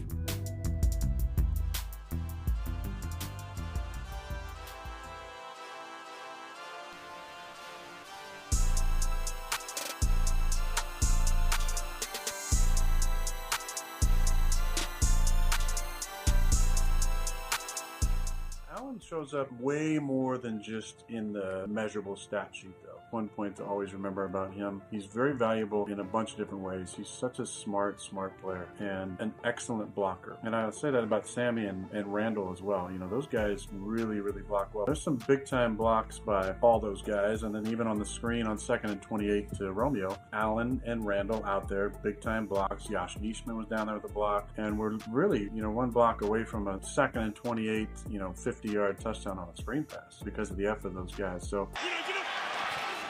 2nd and 28. So to the edge it goes, and Romeo Doubs sifting through Dobbs. I'm just reading this headline here that's written on this piece of paper by Boston Connor this morning. Lou Holtz sent Brian Kelly several letters over his Notre Dame tenure to no response. This must have slipped through the cracks in the group text. Sports Illustrated is reporting, while talking to reporters this past week, Lou Holtz shared that while Brian Kelly was at the helm, he wrote him several letters over his tenure as coach. Unfortunately, Holtz said he never got a response. So, obviously we got to go. Well. Looks like I wasn't fibbing when I said that Brian Kelly was a big old piece of shit. You write this guy letters and try to tell him, hey, this is exactly what you need to do if you want to be a successful coach at Notre Dame. Okay, he didn't fucking respond to me once. You know how long it takes me to write these goddamn handwritten letters? I'm not typing them on a Macintosh. I'm not typing them on the Dell. I'm dipping my ink in the quill, and I'm writing these handwritten letters. And what does he do? He says, hey, you know what, Lou? I won't write you a letter, but I'll send some kid into a cherry picker with 85-mile-an-hour winds, and I'll kill him. And then guess what? I still won't write you a letter back. He can apologize, but it doesn't matter because Notre Dame's in the right spot. We got Marcus Freeman with 17-point underdogs at Ohio State. And I wouldn't be surprised if Brian Kelly gets run out of LSU because before too long, the boosters down there are going to find out what I found out. And that's that he's a big old steaming bag of shit. Coach, isn't it a chance that you with those handwritten letters that he never got them? He was just checking his email? No, you kidding me? If I fucking write a letter, it's getting on the head coach's desk, okay? You think Charlie Weiss ever got my handwritten letters and Tyrone Willingham? Those guys always wrote back to me. Always. Oh, shit. Probably put bacon in those letters. Thank you, Coach. That's your buddy Brady Quinn, okay? He knows I wrote a letter before every single Notre Dame home game. Had it in his locker. What did you say about the game where you're taking on your future brother-in-law, A.J. Hawk? Well, I said, good luck, Brady. Hopefully you play like a guy like Carlisle Holiday. I'm sure you remember him. He was a great quarterback at Notre Dame. Led them to a lot of success. Of course, you know, Brady, unfortunately, they had good seasons, and they got their asses beaten every single big post-game bowl. And we all remember the LSU Sugar Bowl where Marcus Russell, or whatever the hell his name was, he threw it all over the football field. And then AJ and the Ohio State Buckeyes beat the shit out of Notre Dame in the Fiesta Bowl. Did you see the documentary about Manti Te'o? Seems like a really good guy that the world you know what? really was rude to. Manti's a sweet kid, okay? And I'm sick and tired of everybody shitting on him and making him feel like he wasn't a sweet kid, because he was such a sweet kid. Everything that you want out of a student athlete at Notre Dame. He wasn't Catholic, which I don't love, but he's a sweet kid, and he really got misrepresented in that. I still feel bad for Manti. Did you write him a letter when all that shit came out? Once again, I couldn't write him a letter because he's not Catholic. If he was Catholic, I would have, but he's Mormon, and I don't know about his religion as much as I do about the Catholic religion, touchdown Jesus, all that kind of stuff. But no, you know, I feel bad because Manti was such a good player. He was the highest rated linebacker recruit Notre Dame ever had, you know, and just look at him now. He's just a sad oose on a beach down in Hawaii. Did you say sad ooze? Oh my God, Coach Holtz, I did not know you had ooze in the repertoire. Yeah, of course. How do you think I recruited? We got some bad ooses in my time at Notre Dame. Offensive, defensive line. I stole a couple of them from SC and BYU and all those places. Jesus. Oh, I'll tell you, I did not expect that today. Gone! See ya! Micah Hyde softball game this past weekend with a portion of the proceeds going to the victims of the heinous fucking terrible, despicable actions of one scumbag at a grocery store in Buffalo. Josh Allen went to the plate with ill intentions on his mind, and look what he does to this softball, AJ Hawk. Look how high the ball is. Yeah. Back to back. How you doing? Are you not entertained? Never backs out. Dude, 6'5", 235 pounds, incredibly athletic, the confidence and moxie to be able to do things like that and become a guy in the NFL. He's becoming the prototype day in and day out. I fucking love that dude. That softball still going.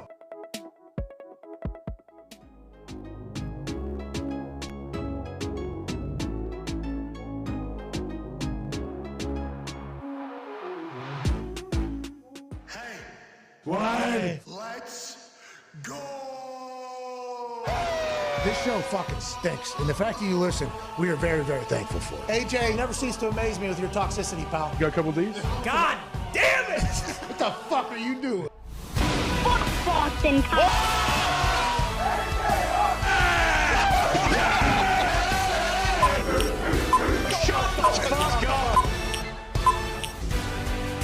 Welcome back to the Pat McAfee Show on this AFC North Thursday Night Football, Thursday, September 22nd, 2002. Hour 2 starts now. Football is here. The Toxic Table is live with me on stage. I was going through my papers. They caught me on the side. Yep, gotcha. I was going through all my notes. You know, I took a lot of notes for today's show because I'm so excited because week 3 of the NFL season is starting this evening. And we got to take all of this in. Mm-hmm. Remember, there was a time not too long ago where we didn't have any games. And although 18 weeks, 17 games seems like a long time, after last Sunday's slate, I thought to myself, we only got like 16 more of these. Yeah, not awesome. That is not a lot. It's not. And you think in the grand scheme of things, 16 is not a lot. So let's make sure we cherish all of these days and all of these games. Tonight on Prime with Kirk and Al, Cleveland, Pittsburgh will battle. The Toxic Tables here at Boston Connor, at Ty Schmidt, and the host of the Man to Man podcast and the NFL Matchup Show and everything DB.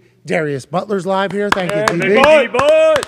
Great to see you, pal. Saw you get a pump in yesterday and this morning at the Hawk House. It's a beautiful place, isn't it? It's a beautiful place. It's probably it's 2 of my 3 lifts of the week. I get them in here pretty much. Little quick punch, bop, bop, bop. It's an incredible gym. Oh, now, yeah. it wasn't necessarily designed by the man it's named after. Sure.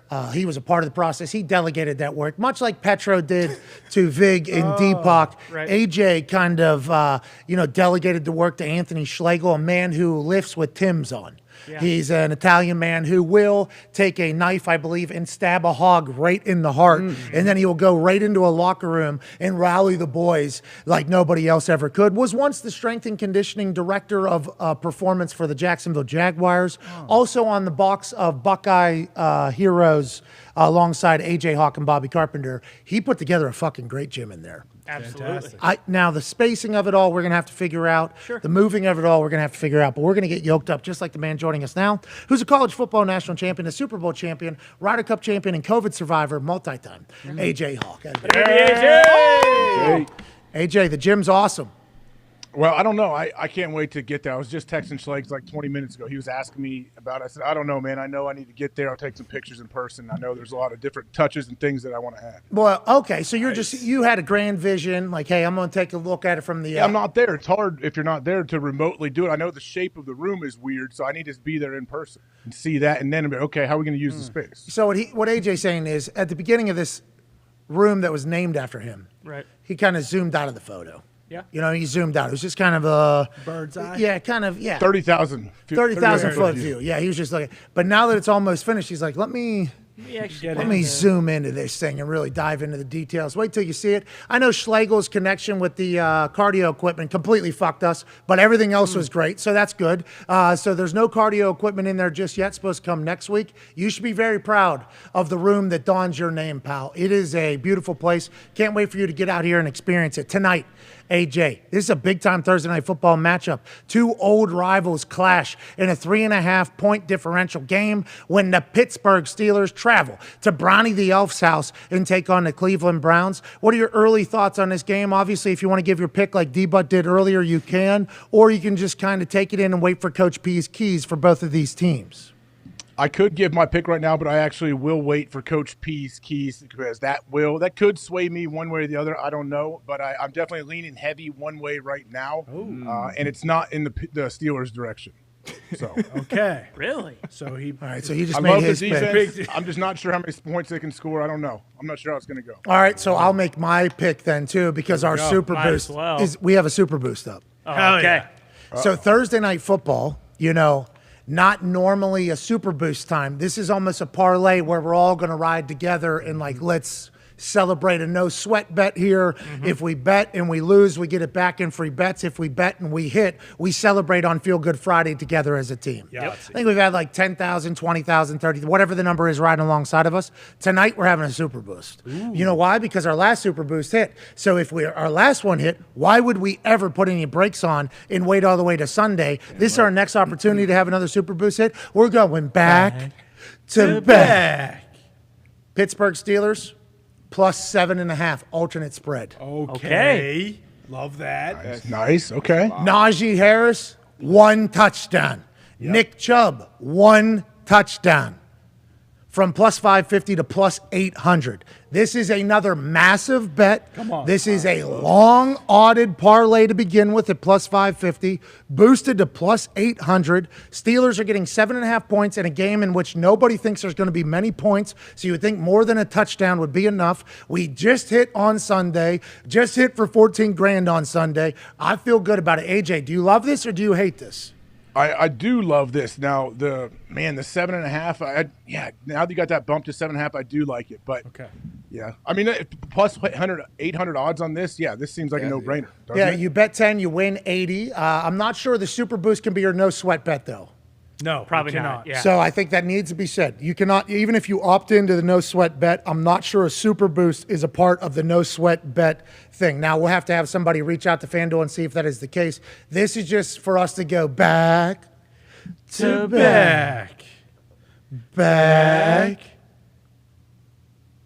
to back. That's what we're trying to do here, AJ. We're going back to back on FanDuel, okay? They might have had us early. They did. But now we're getting it back with a +800 super boost hitting this evening. I love everything about it. It's going to be on the ground. Give it to Naj. Now, that directly goes against my +20,000er where we're looking for Muth and Njoku to hit. But we need our super boost to continue to be hot.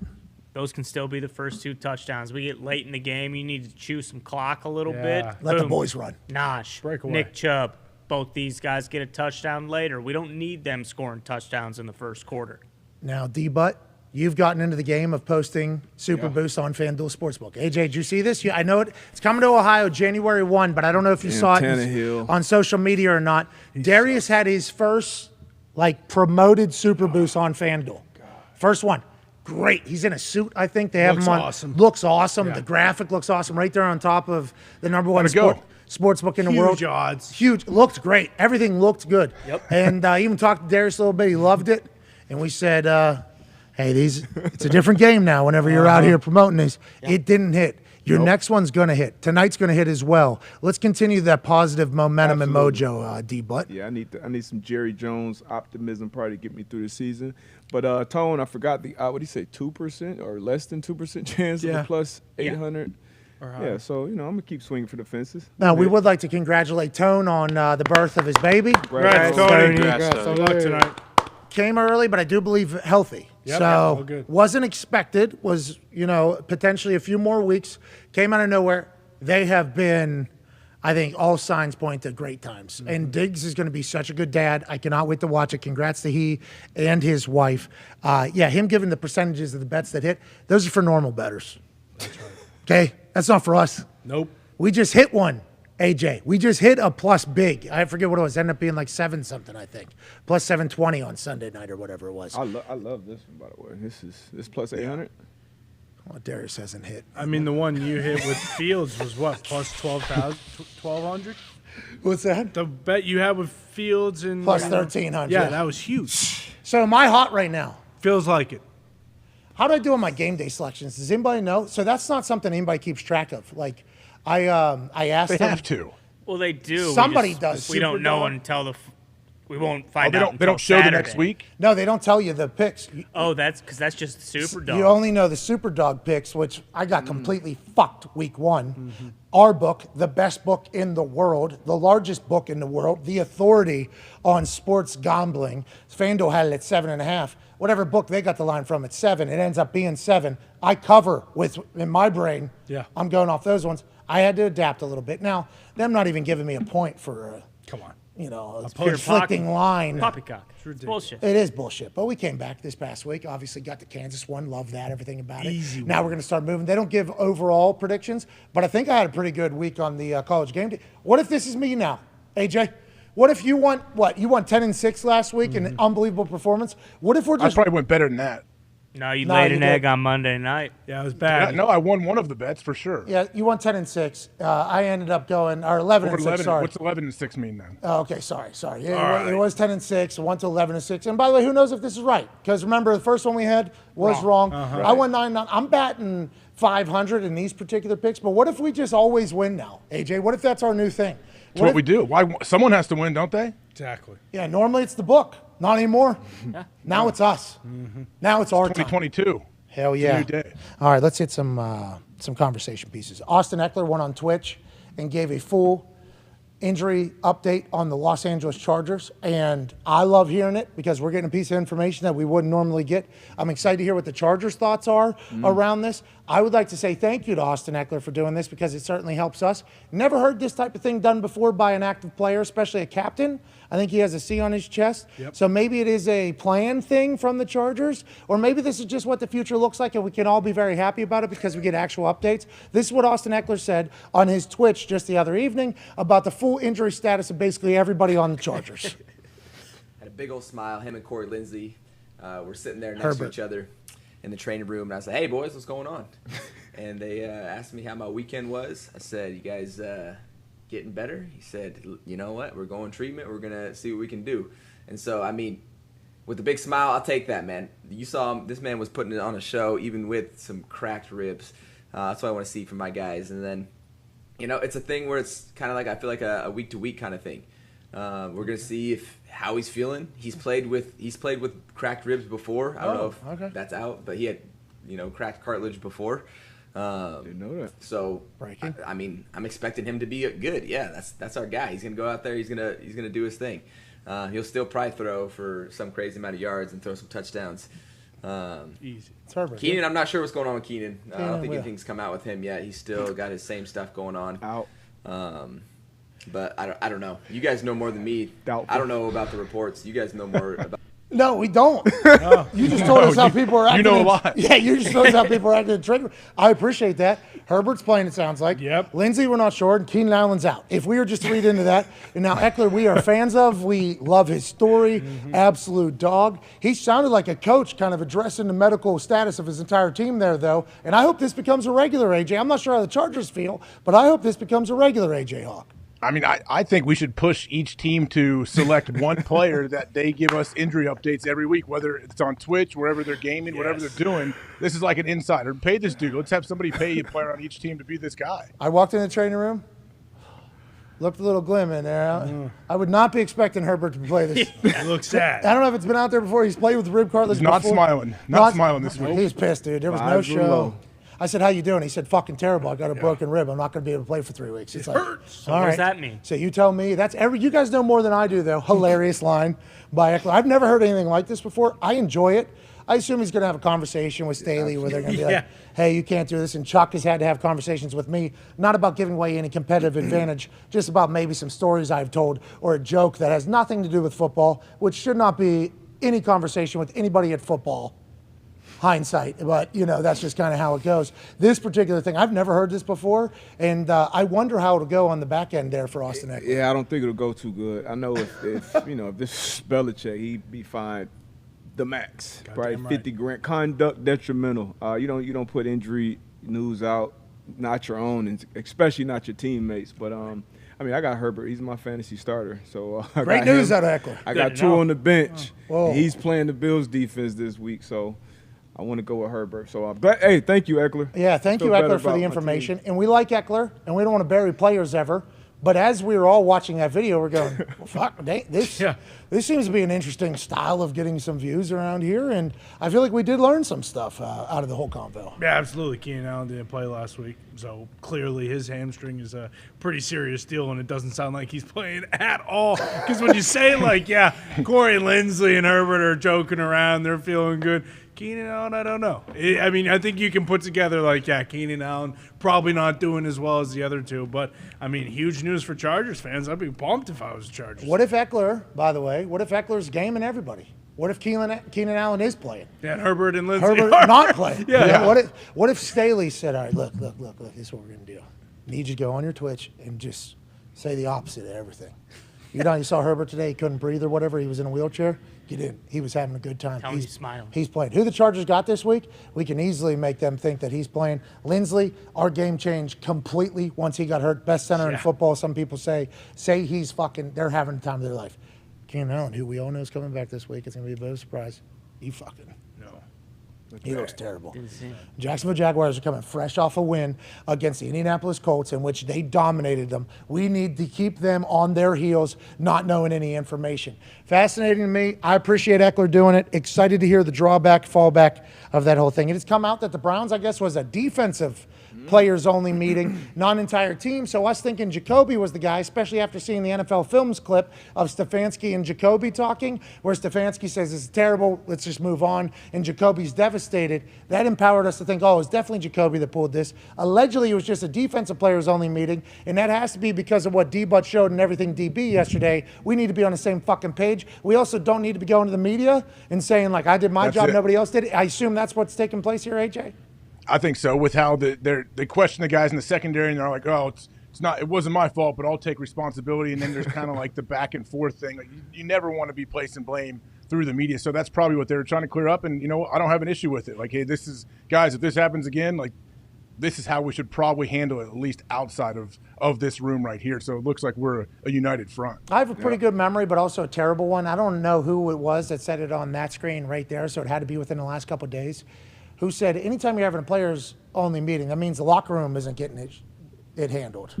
I forget who. Rod Woodson, I think. Rod Woodson, coach of the Vegas Vipers, maybe? Feels like it. The internet told us it was sitting right there for us as we said rattlesnakes. Oh, okay. Vipers was sitting right there and we didn't take it. Vipers. So shout out to you. Said it? Yeah. It's a good name.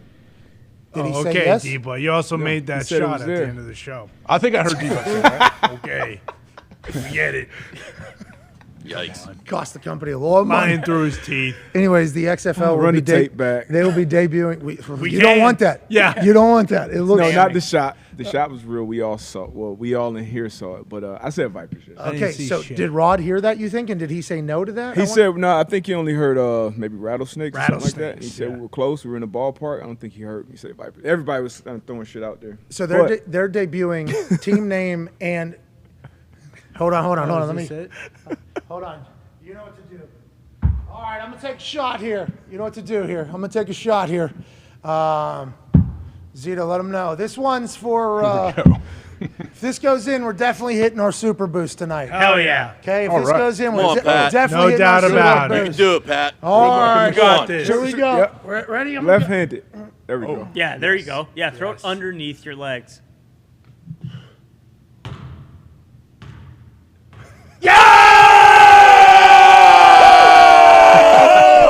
Let's go! It's unbelievable. We did it. That was sweet. No doubt. Never doubt. Woo! How'd you cut it together? What? do you mean? The whole thing, like just the camera angles, being able to go from this tight shot to you making the shot, that's amazing. Yeah, Foxy's Foxy. unbelievable. Yeah. Foxy We're been on working. 25 See the cameras. studio? The camera, you got 50,000 cameras in this. Did you see me bang that thing home, too? Good shot. Money. So You'll we're hitting never our make super that boost. again. Ever. It- Really? It looked like from here. It looked like it wouldn't even get off the stage. Actually, Well, But yeah, that's- when No, it- you should have You don't seen get it. In here, the arc was I don't get it. immaculate. Yeah. It was gorgeous. he's Maybe you'll back. understand tomorrow. You want it again? Yeah, there's no Yeah, way. Long you can go snap. back Long again. snap it in there. Fuck it. 1 for 1 was one thing, but not 2 for 2.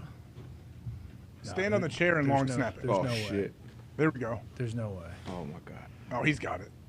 He's Ready? gonna drain this. Yeah. No way. Ready? There's no way. You can't do it again.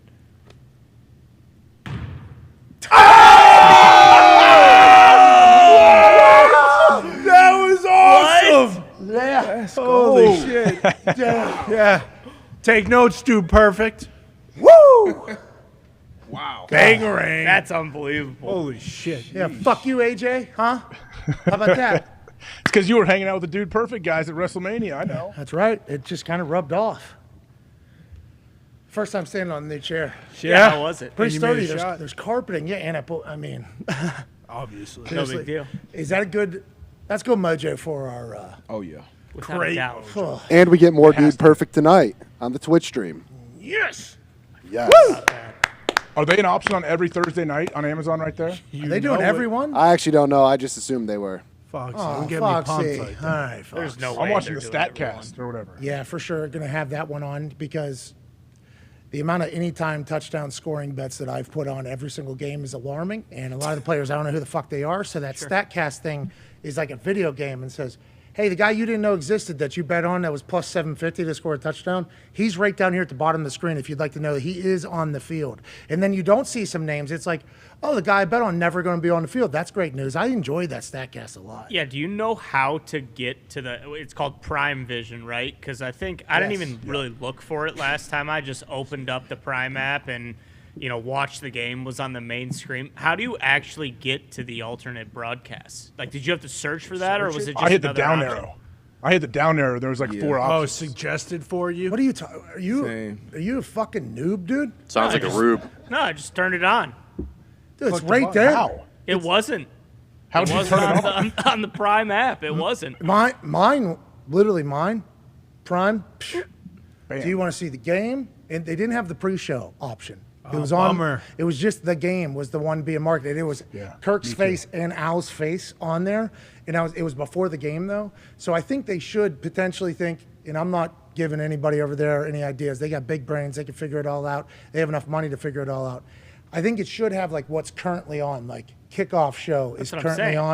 on. But I had the options. It was literally like game, Prime Vision, Dude Perfect one, another one. It was just like 4 laid out for me as time. Very simple for me to figure out. I You're saying did not the have same. that on mine. I wondered if it's because I've watched other things on Prime Video, so it had like continue watching for the other shit that I hadn't finished on there.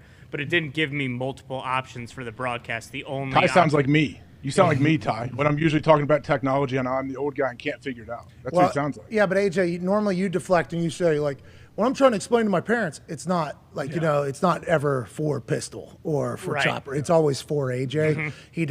You're saying, yeah, me too. But I'm not great with technology. But I thought the Prime thing was pretty simple. You're saying your on mine experience it was not. Believe me, I'm not a fucking rube. Okay, I could It have sure sounded figured like it it. out. Nick, what did it sound like with Ty? That was kind of embarrassing. Sounded awfully rubish. Yeah. No. Such a mark. It was Not a simple on chance. the iPad. I don't know about No, the because I TV. want to be a mark for the Prime Vision, but I didn't have that option. It should be up there somewhere. We should find it. But going back to what we were talking about, Rod Woodson said, if you're having a players-only meeting, that means the locker room is not handling it. I think that's a pretty solid take on it. But sometimes I think you just need to have everybody in there. You think, D-Bud? Like you always say, situation is situational. So we obviously all been in locker rooms, but every team is different. And when you have a meltdown, what'd you say, 1 in 2,300? Like that's 23, basically never 32. happened. So hasn't happened in a long time. So you give up 14 points in that type of situation. Like, yeah, we got to. And it makes sense now that it's defense only. But you got to talk about that. We got to figure it out. And then, like AJ said earlier, when you are questioned, especially in the secondary, it's almost like an unwritten rule. You don't throw anybody under the bus. Everybody knows who, in that meeting room at least, who fucked up the coverage or the calls. There was multiple calls that weren't played right. You just say, hey, it's a miscommunication. We got to get to the film, figure it out. Long season. So hopefully they talk through it, and we'll see tonight how the defense responds. Yeah, and I'm hoping for the good of the Super Boost that they don't respond too good. Nope. I hope there's still some trouble in the waters over there. Yeah. But I guess the team meeting room, having the players-only meeting in there, it gives it a little bit more of a serious tone, I think. Don't you think? I guess the setting gives it a little bit more serious tone. And also, I've never really been on a team like this, I don't think. I've been very lucky to be on a lot of very good teams. And There was a run in my life for like 3 weeks where I only had green lights. I didn't hit a red light. Like, that's an incredible streak. But playing multiple sports, only being on good teams, like, very fucking lucky. I understand that. But everybody ever talks about bad cultures is like people get like cliquey, right? Like they start talking to like their own group.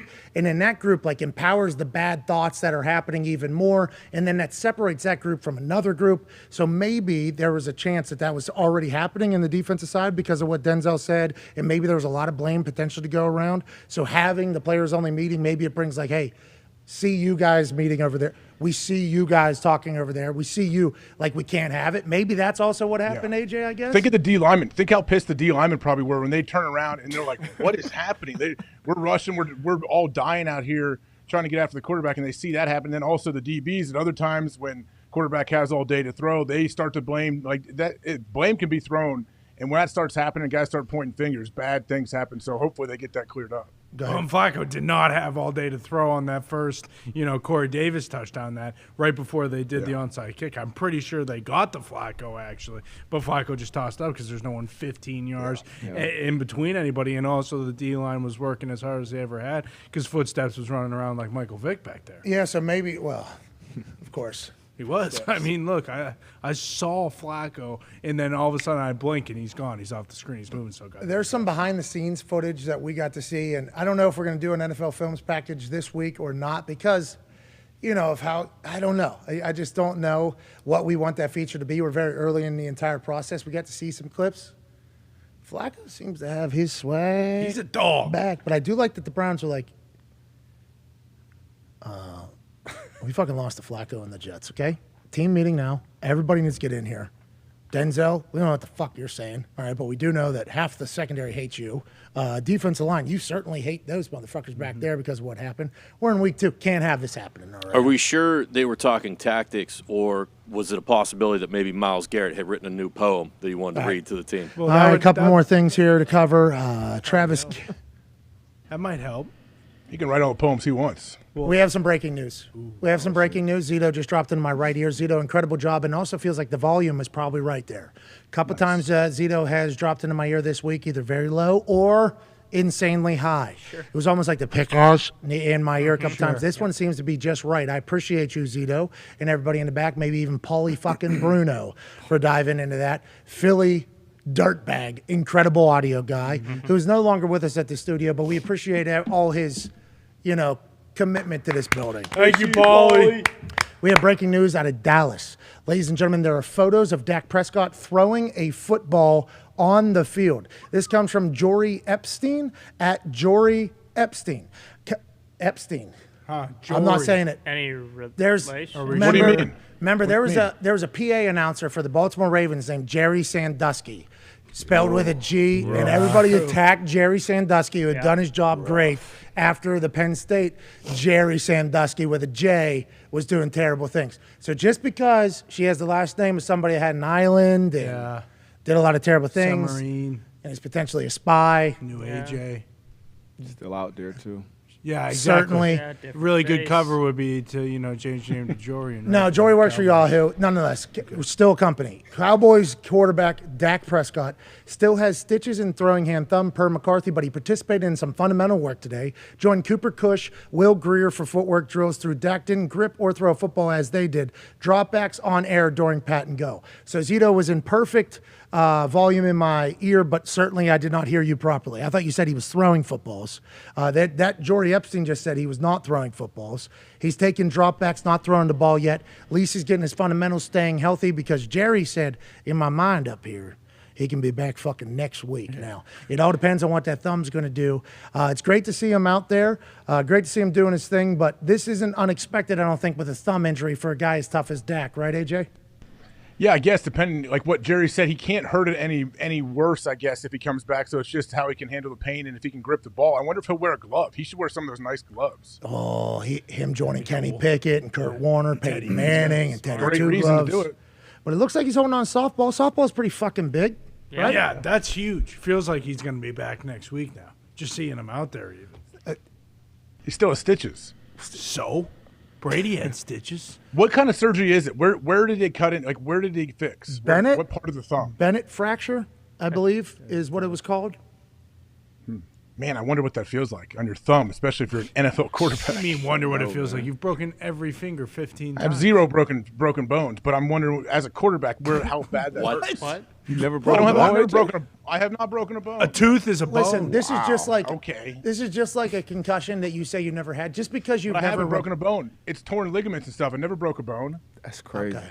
He's never reported it. Like Yeah. it's never been documented as a broken bone. Like that is what he's talking about. All my finger stuff is ligaments that are torn and everything. Just bones like- intact. Everything else. Just like he and the in the trenches guy, the way they were talking at the beginning of this whole thing, they were like, well, if you don't get a COVID test, you never have COVID because you just never get told that you have COVID, right? Yeah. Then he starts feeling terrible. He's got to take the test. Oh, I guess Oh, God, I have it. COVID. Oh, Yeah, it's like not that real. whole thing. So I guess that's how AJ always is, though. If you don't tell him, like, hey, I think I got knocked out, no documented concussions. If you don't tell him, oh, I definitely broke this finger, this finger, this finger, Right. and this finger, Right. there's no documented broken fingers. Is that what you're talking about? That's Ohio medicine, right? It's all documented very well in my medical reports from the team. Now, all my finger stuff, everything, and there's no broken bones in there. You can ask him. You're the best human of all time. Anyways, Dak almost back. That sounds he was good. throwing a softball. It wasn't football, but he was throwing a softball the whole time. Yeah, which is pretty fat. Softball pretty fat because you go from like, I guess ping pong ball would probably be harder, right? Because Small. Yeah. He want to go big to small. Yeah, small, like really tiny movements would be really tough. Yeah, so football, Duke from softball size seems like he's pretty close. Yeah, similar. How's he gonna throw it? You said he could throw it without his thumb, right? You made a good. You showed us. Yeah, especially if he's wearing one of those gloves. If he gets those cutters or those ones that got sent to our office, he can literally just put the right hand taint of center, and then he just drops it in there. And it'll be like the sticky finger bandits from Home Alone. That's right. And then he just comes back like this, turns that son of a bitch sideways, and just spins that. Money. You know what I mean? How far do you think you can throw it? Ball skirt is going to be tough. I think I could get it a good 20, 30 yards. So I think he could probably, 50, 60 yards? Yeah. Quick screens All right. all over the Here field. we go. He might actually get better. He's just going to throw like Kellen Moore the entire time.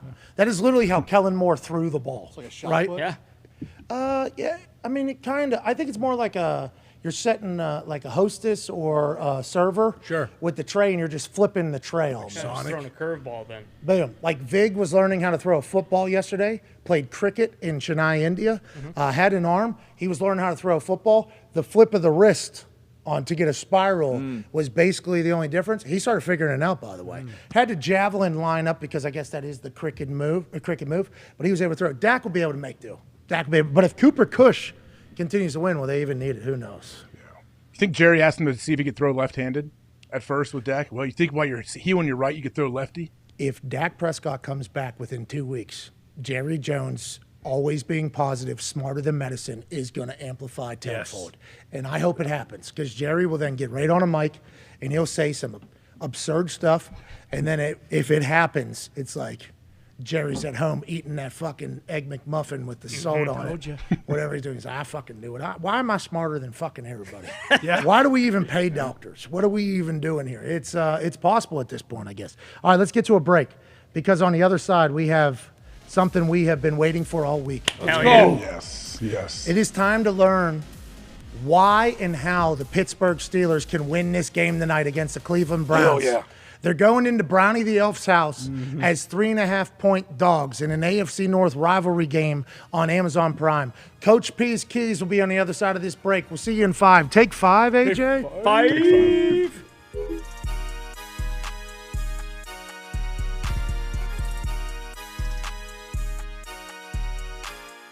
You just used the word drug, right, to refer to ayahuasca. You know, I saw a few articles people sent me about us doing the tea celebration. I just want to stop you there right away because the reference to ayahuasca or even marijuana, putting the tag drug on them, is a manipulative word that creates a bias against those specific things. And it happens all over society, right? Think about the word fat and sugar when it comes to food. Fat brings an image of unhealthiness, and maybe obesity, death, where sugar is sweet, right? Sweet is kindness. Kindness is loving. So we have these two words that couldn't be more opposite.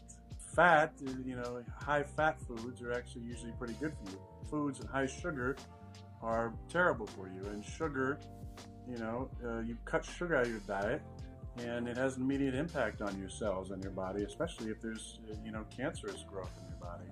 or precancerous growth. Sugar, not good for you. Fat, most, fats are pretty good for you. Drugs, you think about drugs, you start labeling, marijuana a drug, which is a plant, ayahuasca a drug, which is a plant, psilocybin a drug, that's a fungi. Also comes from the earth. Then you think about medicine, right? What is medicine? Medicine is like, I'm going to take my daily medicine, my aspirin, that's a drug.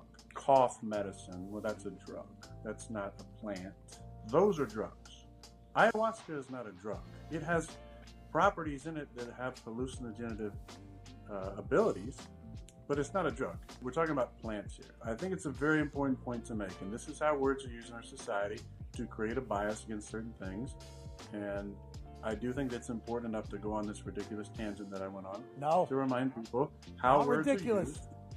How words are used to create bias in certain situations. Those bias create fears, and those fears prevent people from doing the research themselves or looking into it or having their own idea or truth about a certain situation. Hey, great tangent. Let's really think about the words that we use, because words are spelled for a reason, because they cast spells and create energy around positive and negative associations with certain things. Okay. Didn't get the last part, but everything else valid. Look at this run that Jalen had last night where he hovers from the 6-yard line. Now, the score of the game, 14-7, second quarter. This is about when people were about to start to fall asleep last night because there was 2 games on. It was very late. Mm-hmm. Great blocking by Goddard. Gets tackled. He said, from like the 5. And everybody started pointing out, this is why you do 600-pound squats. This is why you do this. This is why you get a guy who's an absolute fucking dog. Mm-hmm. Like, there's a lot of people that maybe go down here, especially at the quarterback position. Jalen Hurts says, nah. Just like I was run out of Alabama and people thought I was going to stink. I'm going to hover into the fucking end zone and put this thing in its full 2-score game. This Eagles team is electrifying. They're fun to watch. Defense got a bunch of swag, and hopefully Sirianni will have more press conferences. But what's going on here is that there's growth under the soil. I put a picture of a flower up, right, and that it's coming through the ground, and the roots are growing out, and the roots are continuing to grow out. And on the flip side, the Vikings might be completely dead. We have no idea what to expect from them going forward, and we should remember that when we're placing bets. Yeah, absolutely. I definitely do think, although Kirk Cousins won on primetime and won a playoff game, can't go betting on Kirk Cousins in primetime at any other point. The Eagles, it feels like, though, with them having an unbelievable D-line, unbelievable O-line, and Hurts running like that, it feels like they're a very complete team, too, just like we were talking about with the Bills. Like, sure, you could say, oh, well, Hurts, he just tucks it and runs. He had like 330 passing yards yesterday. Like, they can beat you in multiple different ways. It's fascinating to kind of watch teams settle into what they are. Yeah. Like, who's what?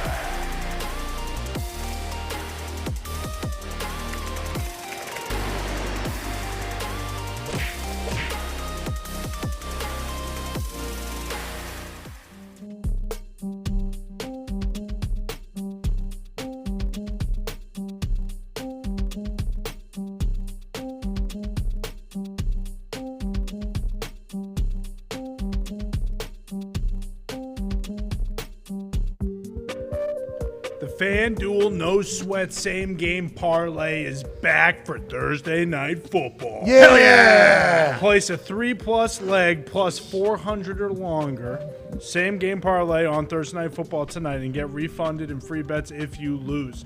You must opt in. It'll be at the top. It'll say No sweat, same game parlay. Click the opt-in button or you won't get your money back, all right? The free bet will vary from player to player. Make sure you opt in through the promo carousel.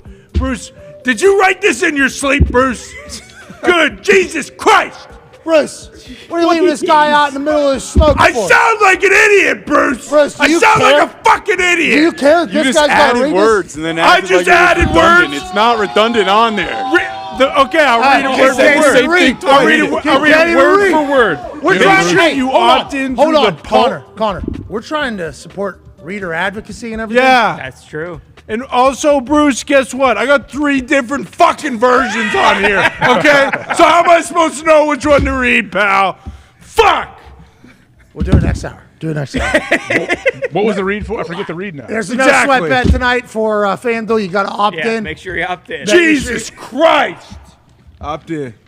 Add No positivity. I'm fucking pissed. All right. All right. All right. Let's go read. Good job. Look what you made me do, Bruce. I hope you're happy, Bruce. I'm a fucking clown now. Well, not just now, but all right, let's dive into it. It is time for a segment that we've all been waiting for 1 week exactly. It is time for us to either reconfirm our thoughts on what's going to happen this evening or feel terrible about what's going to happen this evening. It is time to go inside a team meeting room, this time with the Pittsburgh Steelers on Monday morning on Coach P's Keys to Victory. That's right. This man's been a head coach in the NFL. He coached for 35 years. Now it's time for Coach B's keys on how the Steelers win this game tonight against the Cleveland Browns. Go ahead, Coach. All right, good morning, men. Good morning, Coach. Morning, Coach. Hey, look, we know we're on a short week. Yep. Huge division game. Huge. Winner of this game is going to be in first place. Before we get to talking about the Browns and what our challenges are with this game, I just need a little house cleaning stuff that I didn't think I was going to have to, talk about on a short fucking week. So, go ahead and put the deal up. So, I wake up to this, and I think we got a really good culture here. Yeah. All right, I think we treat you like men. I think I let you light shine, be you, personality, win a game, all dance with you, all that stuff, right? TikTok. I mean, we're talking about Air Force Ones, donuts, Hell yes. When we're supposed to eat healthy. And then I wake up to this, all right? We have to call the right plays to get down the field in the right ways. Yep. Deontay, where you at, Deontay? Right here, Coach. Did you say that? I may have said that. Okay. Not going to air our dirty laundry in the media, right? Oh, fuck. Okay. We can only do what they tell us to do and execute it. Chase. Yeah. Veteran. Yeah. Leader of the wide receiver room, right? Top 3. And then you got young guys in there that are watching you, right? Yeah. Mitch, you got to see on your jersey, call concepts to get the receivers there. Sorry, Coach. What does that mean? Are we just going to throw each other under the bus? We're going to throw coaches under the bus? We've always had open door policy, guys. It's always been, hey, look, we need to pass something out man to man, up front, forthright. We own our shit. We open a door, we close the door, and we talk as men, and we get it worked out, but not in the media. And then I'm watching a press conference. I'm watching a press conference, and Coach Canada's up there talking, and all of a sudden he gets asked a question about, a rookie, Pick. He said, well, Pickens said that, he was running wide open 90% of the time, all over that field. And they asked Coach Canada, he's got to sit there, and I said, I respect the question, but I'm going to leave it alone. Good for you, Coach. Way to take the high road right there, Coach Canada. Cost some better fucking plays, Coach. That's bullshit. I agree. We don't need this. We don't need this, right? Is everybody on the same page? Yes, Does everybody sir. agree? Yes, Coach. Yes, sir. Okay, let's move on. Let's go to the first slide. All right. Looking at this, all right? So, our offensive keys. This dude right here, all right, 95, he can play, right? Where's Big Oak? Okafor? Right here, Coach. You got him? I got him, Coach. You played against the dude, right? Yes, Coach. Okay, who is that? Myles Garrett. Myles Garrett. All right, Clowney's out. So I don't know who the left side is, but Clowney's out. So you're going to get this this right dude, all right? Then they got a guy named Rochelle. They got a couple other cats, right? But as long as, with Clowney out, all attention on here. Let's make sure we get him blocked up. All right, let's make sure we get his ass blocked up, all right? They got a good front. They got good dudes up there, all right? But that's the dude we got to take care of. Exploit soft zones, okay? 7.17. All right, 24th in the league right now per catch. Whoa. We need to take some shots. Coach, we need to take some shots down the fucking field. Mitch, you're a great player. You're a great quarterback. We got great receivers. Trust these motherfuckers. Let's open this thing up and get some shots down the field. Coach, give them a chance. Coach, that's what we were alluding to in the media. But yeah, well, you know what? That's fine and dandy. All right, why don't you just sit up and pay attention, right? We don't need to see that shit in the media. I'll be the guy. I talk about injuries. Okay. We just saw Eckler. I mean, he's running his mouth, gave the whole injury report. Yeah, I'm sure his pockets are a little bit less right now, all right? His bank account's short. Okay, so we got to do this. We got to take shots. 7, not 3, what does that mean? Red zone right now, they're not very good. Okay, we can attack them in the red zone. We'll see some plays later. Let's go on the next slide. All right, defensively. Obvious, right? Stop the run. Brissett, all right, took the helm when they, suspended Deshaun for 11 weeks. Know this guy. We know him well, all right? He's a good player. Don't sleep on him, okay? And he's big and he's strong. Like Big Ben was, all right? He's tough to get down in the pocket. So if you get there and you get close, you have to wrap him up and get his right arm wrapped up, just like we used to do, all right, with Ben, all right? Get his right arm wrapped up. We all know that for Chubb and Hunt. 200 yards. They're first in the league right now. Damn. First in the league in rushing right now, okay? And we haven't been that good. We need to be better. We need to be better. We got to slow down. Get off on third down. Right now, they're fourth, 53%. 53% on third down. They got playmakers, right? Cooper, all right? Peoples-Jones, Njoku. Now, I don't know why. But Njoku hasn't been targeted. I think he's only got 4 catches so far in the season. Perfect. So, look, prime time, Thursday night, at home, Elf on the fucking field. Expect this dude to get some shots. Expect him to get some balls. They got to get him. If there's anybody should be crying, all right, in the media, it probably should be his ass, right? Okay. And then erase Coop. Amari Cooper comes over. He's their most targeted guy. He leads them in receptions. We got, some other dudes, all right, but that's the guy right there. Next slide. Okay, special teams, keys to victory for us, right? Kickoff coverage. We got to hunt. Hell yeah. All right, we get touchback. This guy Ford, Jerome Ford, he's a rookie. He can go. 5'10", 210. Thighs almost as big as Saquon, all right? He's like a rolling ball of butcher knives when he's coming out of that end zone. So you better have your damn helmet buckled up in your mouthpiece. Get a couple mouthpieces because you know the AFC North. You know this is going to be a bloodbath. Coach, let's go. Mouthpieces? No one's wearing them. No, they don't matter. They don't Jalen Ramsey. Well, that's on you. We tell you to wear them, so I'm clean of that. Okay. Okay. Trainers, make sure you get with that. I don't know anything about that. Not open to question. Much money, hey, yeah, exactly. As much money as you're putting into those grills, I'd wear a damn mouthpiece. Okay. Let's get some punt returns going. Right now, they're giving up 13 yards. I know it's only 2 weeks. That's 29th in the league. And then clean operation. All right. Snap, hold, kick, snap to the punter. Let's have a clean operation. Let's go to the video, huh? Hell yeah. Yes, let's check a couple plays out. All right, so we talked about Garrett, right? Taking care of Myles Garrett. 3 sacks in week 1, okay? No sacks, I don't think, in week 2. So let's take a look. Oh, actually, there is one right here. He's got 3 on the season. My bad. Go ahead, run the tape, Foxy, please. Okay, so we know he's lining up over here, all right?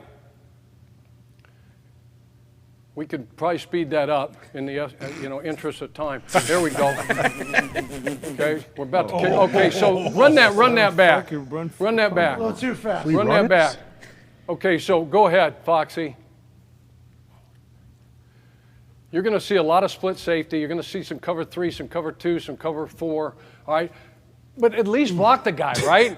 He should make that sack. But we can't go on the best player on their defense, the best player maybe on their team, and just let him scot-free. All right? Let him go scot-free. Next play. That's bad ball right there. Terrible. All right, here we go. Red area. We talked about what? 7, not 3? Let's check out the red area right here. Okay, secondary-wise, right?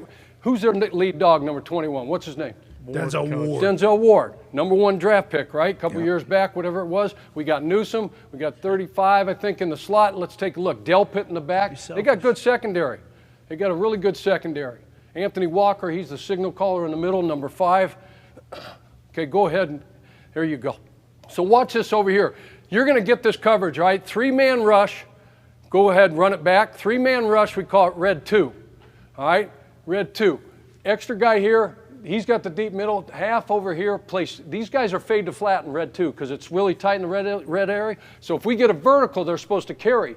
But if he goes inside with a cut split and you get a wheel route, we got to come off on this. Yep. Or 21's got to come off. Just watch this. This wasn't his greatest game. Can we exploit this, Mitch? Hell yeah. Huh? Chase, can we get this done? Stay out of the media, please. All right, we got to exploit that. That, for a veteran guy, a number 1 pick, hey, we can say, hey, we better stay away from 21. All right, he's a dude. He's a first rounder, all that, right? I don't know. Check the film out. You guys watch the film. You watch the film. Paid $100 Go ahead. million. Go ahead. Next play. All right, here we go. We need to get him the ball, Coach. What happened? It's the next play? Yeah, next play. Here Sorry, we go. Coach, it's this one. Oh, yeah. That's on me. I sent the film in. That's on me, dude. No. It's okay, Coach. Okay, so look, run this back. Here's the other guy, number 23. Nameless, gray faces, right? That's how we call him. I don't even know his last name. I just watched the tape here. So they motion across. 20 goes across with them. Who do you think you should throw to, Mitch? Huh? Who do you think you should throw to? Guy on the outside. Guy on the outside. Watch. Ooh, it's a good move. My God, I want to suit up. I want to suit up and go take this one. You saying these are easy, Coach? You saying Are you this is kidding me? easy tuds? I mean, first of all, you motion the guy across, all right, and the whole defense tells you, okay, we're loaded up right here. We got single coverage. We got zero. We got no help. We got Garrett Wilson, rookie for the Jets, or Chase Claypool for us, or Deontay Johnson, whoever it is, right? What about me, Coach? Look at My it. name's George Pickens. Dog. I'm open 99%. I'm always of the time, open, Coach. You Well, know, I said it's in the media. You know what? can't You'll be avoid- lucky to get in the game pick Oh. after that shit. George. I don't want to ever hear about you being in the media ever again. No, throw him the ball. Mind your business. Damn, Pickens. We can do that, right, Mitch? Fucking rookie. Yes, Guys, Coach. can we do that? Can we protect long enough to get that off? Yes, sir. Easy. Let's go. Open up some damn holes. Protect for the quarterback and let's win. All right. Stop Chubb, right? Go ahead, run it back there, Foxy. Chubb and Hunt, all right? Public enemy 1 and 2. Chubb and Hunt. We got to stop those two dudes. Here's number 24, Chubb. We've seen enough of Chubb. Jeez. Really good concept. All right, run game for these guys. You're going to get the zone, inside, outside zone, stretch concept, right? Gary Kubiak, Shanahan, West Coast, Stefanski, that's where they all come from, okay? And then they got gap schemes. This one's an influence trap. Pull the guard, that guy runs up the field. He says, oh my God, I got a free sack. And then he gets ear hole. And then we got, show the back end on this. Show the end zone copy on this, Foxy. Great design. These guys do a great job. This offensive line, run it back. This offensive Both line. those tackles. Joe Batonio. Okay? Batonio. What's his 77's name? All right? Teller, I think. Wyatt Teller. Yeah. Number 1 ranked offensive line coming into 2022, fellas. Wow. Number 1 ranked offensive line. So they run a trap play. Sheesh, I could run through that hole. Get him down. Absolutely, you could. I could. Grandma could. Go ahead, run it. Coach, what about our offensive line? Yeah, they kind of stink, Coach. We'll get to it. We'll get to it. We're growing. We're getting better. We got good dudes. You guys believe in yourself. We can get this done. All right, go ahead. Run this thing. It's hard to believe whenever everybody dies behind us. Here we go. That's really not fair. Not right now. We got a short week. Let's be positive. Let's be positive, please. Dial in. Turn your Air Force Ones in, too, by the way. What? All that bullshit. Go ahead, run it. Let's see what we got here. Who we say they're going to throw to? Mari Cooper, Coach. Okay. Where's Coop at? 3. Okay. Oh, he can't play. Dallas gave up on, didn't want to pay him, right? So we got him. Dude can still roll. Okay? Let's make sure we know where 2 is. Erase him. All right? And Peoples-Jones, Joku, whoever else they got to beat us. So let's do a good job on number 2 here.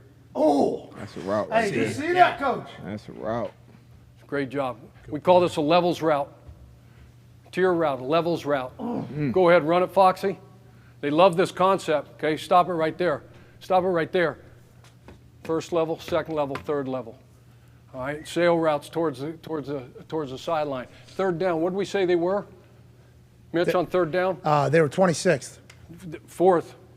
34th. Yeah, 50. Fourth. Short week, this is going to be a problem. Okay, lock Our in. quarterback doesn't even know what the hell stats I just put up. Well, Yeah, dude, Coach, what are you talking quarterback about? right over here. Quarterback. Pickens isn't listening. He wants the ball. Give me the goddamn ball. 53%. Throw the ball, Coach. 53% fourth, all right, in the Oh, National yes. Football League. Shit. And mainly because of that guy, don't sleep on Jacoby and Amari Cooper. That's on me. Foxy, we got anything left for these guys? Oh, yeah, special teams. Remember who we said, that Ford dude, Jerome Ford, 5'10", all right? Oh, 210. 210. What was his speed? 4.2. He's 4.43. Listen up. Damn. Pay attention. Just because you're not on kickoff coverage doesn't mean you can't respect the guys that have to run down the damn field. Yeah, Coach. You can tackle Coach, this you know, guy. he's a bitch-ass quarterback. That's why he's All right, not on. let's He go. doesn't care about this. I'm nervous about Kenny, all right? Yeah, you should be. He's out for the game. Yes. Garrett. Okay, so this dude can roll. So we got to do a great job getting his ass on the ground. Can we get some contain, though, too? Let's pause this thing. Hey, are we all squared away with the media, guys? Yes, sir. Got it. That shit that we put up there, I don't ever want to have to come in front of you men again and address this type of stuff. All right? Huge game, on the road, prime time, at the Browns, got an elf on the damn field. Brownie. Do what you're supposed to do. Take care of your bodies. Get your frickin' rest. It's a short week. It's all walkthrough. It's all mental, and then it's showing up, and it's you against that dude. Hell yeah. Our will, impose our will on these sumbitches. We'll get this job done. Yeah. Hey, baby, Coach Peace Keys for the Pittsburgh Steelers. AJ, what are your thoughts from watching outside? I'm ready to go through a wall right now. Now, George Pickens is wide open, but I'm ready to go through a wall, AJ. Coach, my only question, what happens if that big guy, number 95, rips my helmet off and starts beating me in the head with it? What should I do? Well, don't retaliate. Okay. All right? Take your damn medicine. All right. Let's be the bigger man. Okay. Might die, We though. saw, Evans, in that Saints-Bucks game, right? Some shit starts and blah. But no, actually, What? if a helmet comes off and he tries to swing on you with that helmet, Yeah. you got my permission. Go after his ass. Hell yeah, Coach. We ain't taking that Thank shit. you. Yeah, you're right. You I don't guys. care if they suspend all of us. We'll miss a week. Yeah, we will. Okay. We're playing 16 games. We're old school. Yeah. We don't play 17 games like you guys. Damn right. Coach P, we appreciate you. Man. All right, everybody take 5. Hour 3 will be on the other side of this 5-minute break. Coach, that was fucking awesome. Good job, Coach. I want to let you know it is nice to be back at a team meeting room there. Now, a little bit more chirpy in here than in the actual team meeting. Yeah, way more. But you handling, because sometimes that does happen in team meeting, you just naturally going back into your coaching. All right, let's keep the energy. I like the energy. Short week. I enjoy that so much. We appreciate the hell out of you. Ladies and gentlemen, it is time now for for Coach P's keys to end in one way and one way alone. When Coach P makes this shot, Yeah? good pump fake. What are we going for? How many people? You want 10, 15? Well, let's start with 10. 10 people, Yeah. $500. Start with 10. Randoms who retweet this and put their cash tag in a response tweet. Oh! That was Damn. Tight spiral. Heat-seeking another ball right missile. there. Yeah. It is another ball. Oh, there is. Yep. And we know for sure. he'll This make is that going to be it here. basketball. Just like we're throwing DB drills. Hey, glass. All right, take 5. Take 5.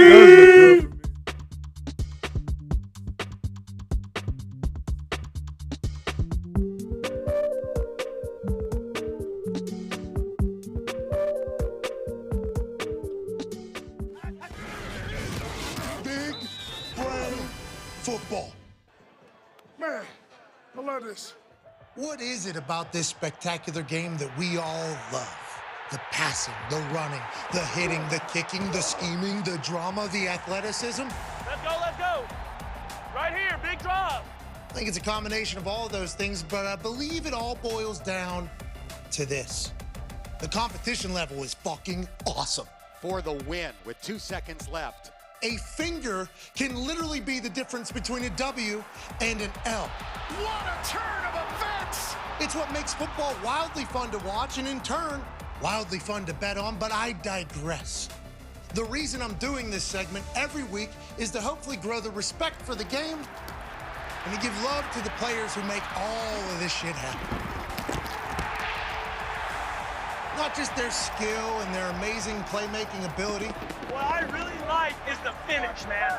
Not a lot of guys would be able to make that 6 points. This will be all about respecting these guys' big fucking brains. Strong like bull. Woo. Smart like tractor. I'm gonna be smart in this game, man. Coaches usually get all of the credit in this beautiful minds of football space, but I want to shine a light on the players' brains. Let's go do this thing, baby. Let's go. Stuff like Mahomes and Kelsey cooking up a last-second drive in one of the best playoff games of all time. They're playing like that seam is open. That ball go down immediately. Bills rush 4. Mahomes throws. Kelsey open inside the 40. Breaks the tackle and down. And stuff like this, all from week 1. How about scary Terry McLaurin recognizing a corner is playing lazy cover 2 technique all game, telling everyone and their mother about it. Gotta let us run by that dude, bro. This cover 2, bro. They playing it so lazy. They're playing lazy over there all day. Then, in the 4th quarter, when it matters, Carson Wentz hits Terry behind that lazy cover 2 corner. Taking a shot down the field. There's McLaurin. Out of the den. And in. That's big brain football. Come on, man. Hey, I've been lazy all day. All day. How about Sunday night in Dallas? Tom Brady asking Mike Evans, "What you want, babe?" And Evans calling his shot. "Give me the fade." Yo, Tom said, "What you want?" Tom said, "What you want, babe?" I said, "Fade." He knows the man across from him and knows how to beat him. I know how to get him. He trying to do that little stab. Yeah. I slow blade. Back out. I slapped him so hard right now at the line. Watch me see him. I slapped it. That's some beautiful big brain football. Hard to beat in the air, Mike Evans. Which brings us to our main feature this week, Josh Allen. He doesn't just have a big arm, he doesn't just have big cojones, he has a big old brain too. Hell yeah, hell yeah, hell yeah, hell yeah. Up 14 against the world champs, 3rd and 4. He's across the line from a man who called him trash just 4 years ago.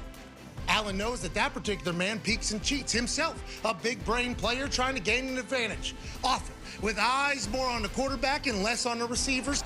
He's thinking you ain't gonna throw a ball deep.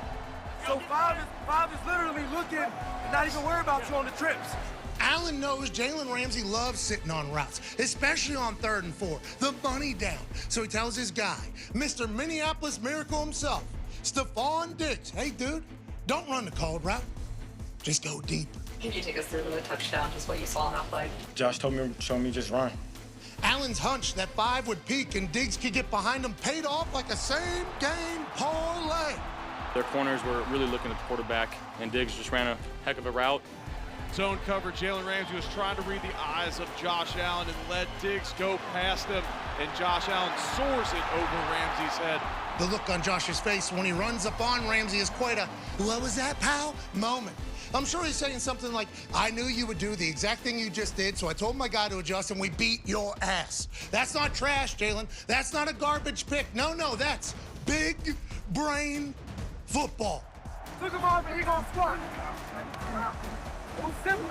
I knew it. It was simple. I said, "All right, go." I hang my hat on as a player that he got that dog. The amount of times this stuff happens in an NFL game is straight up wild. I was lucky enough to see it firsthand from the Sheriff and so many other genius teammates. Every week this season, you'll get this feature right here on this show from us and our friends at NFL Films, giving love to the players for their commitment to the game, for their smarts, for their big brain football. Wasn't no butch, I just got a big brain, bro. I got a big brain. Smart guys who do.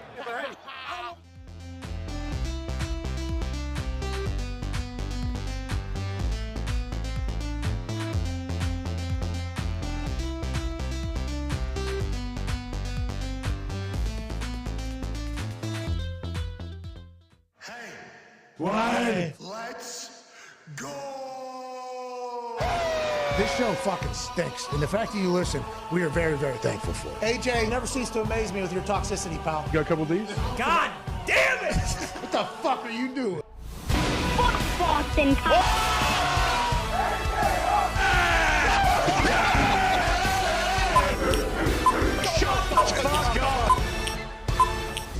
Welcome back to the show from our humble abode named the FanDuel Thunderdome. It is Thursday, September 22nd, 2022.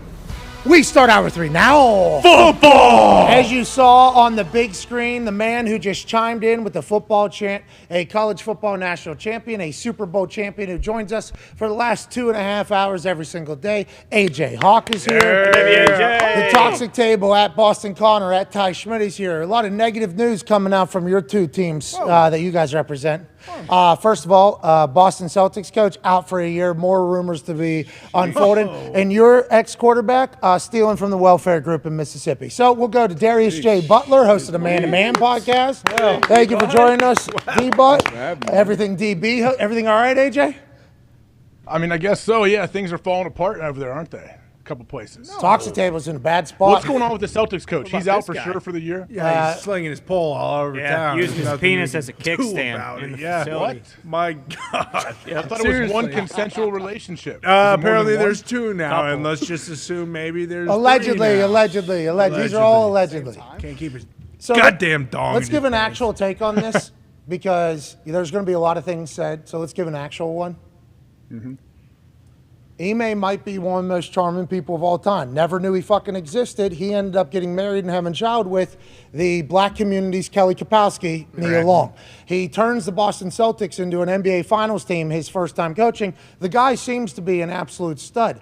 I would assume what is happening here, under Brad Stevens' presidency, there was a list of protocols and rules. Everybody probably had heard about this particular happening with the coach and with another employee. Everybody was probably read the riot act on all these rules. Since a rule was broken that they assume they have to punish him because if they don't, then there's no precedent almost in the Brad Stevens era.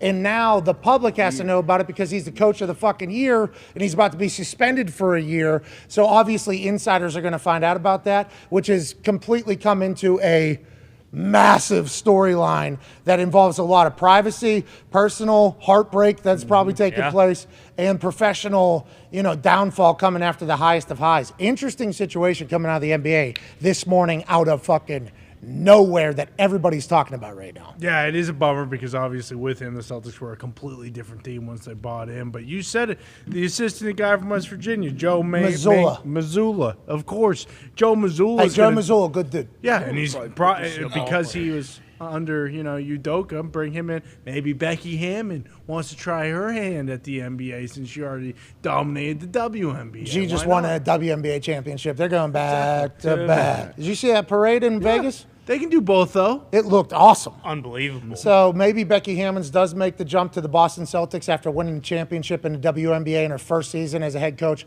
highest paid coach, wins a title. Everything they were talking about with her at the Spurs seems to be legit. But this is, I think this is a classic.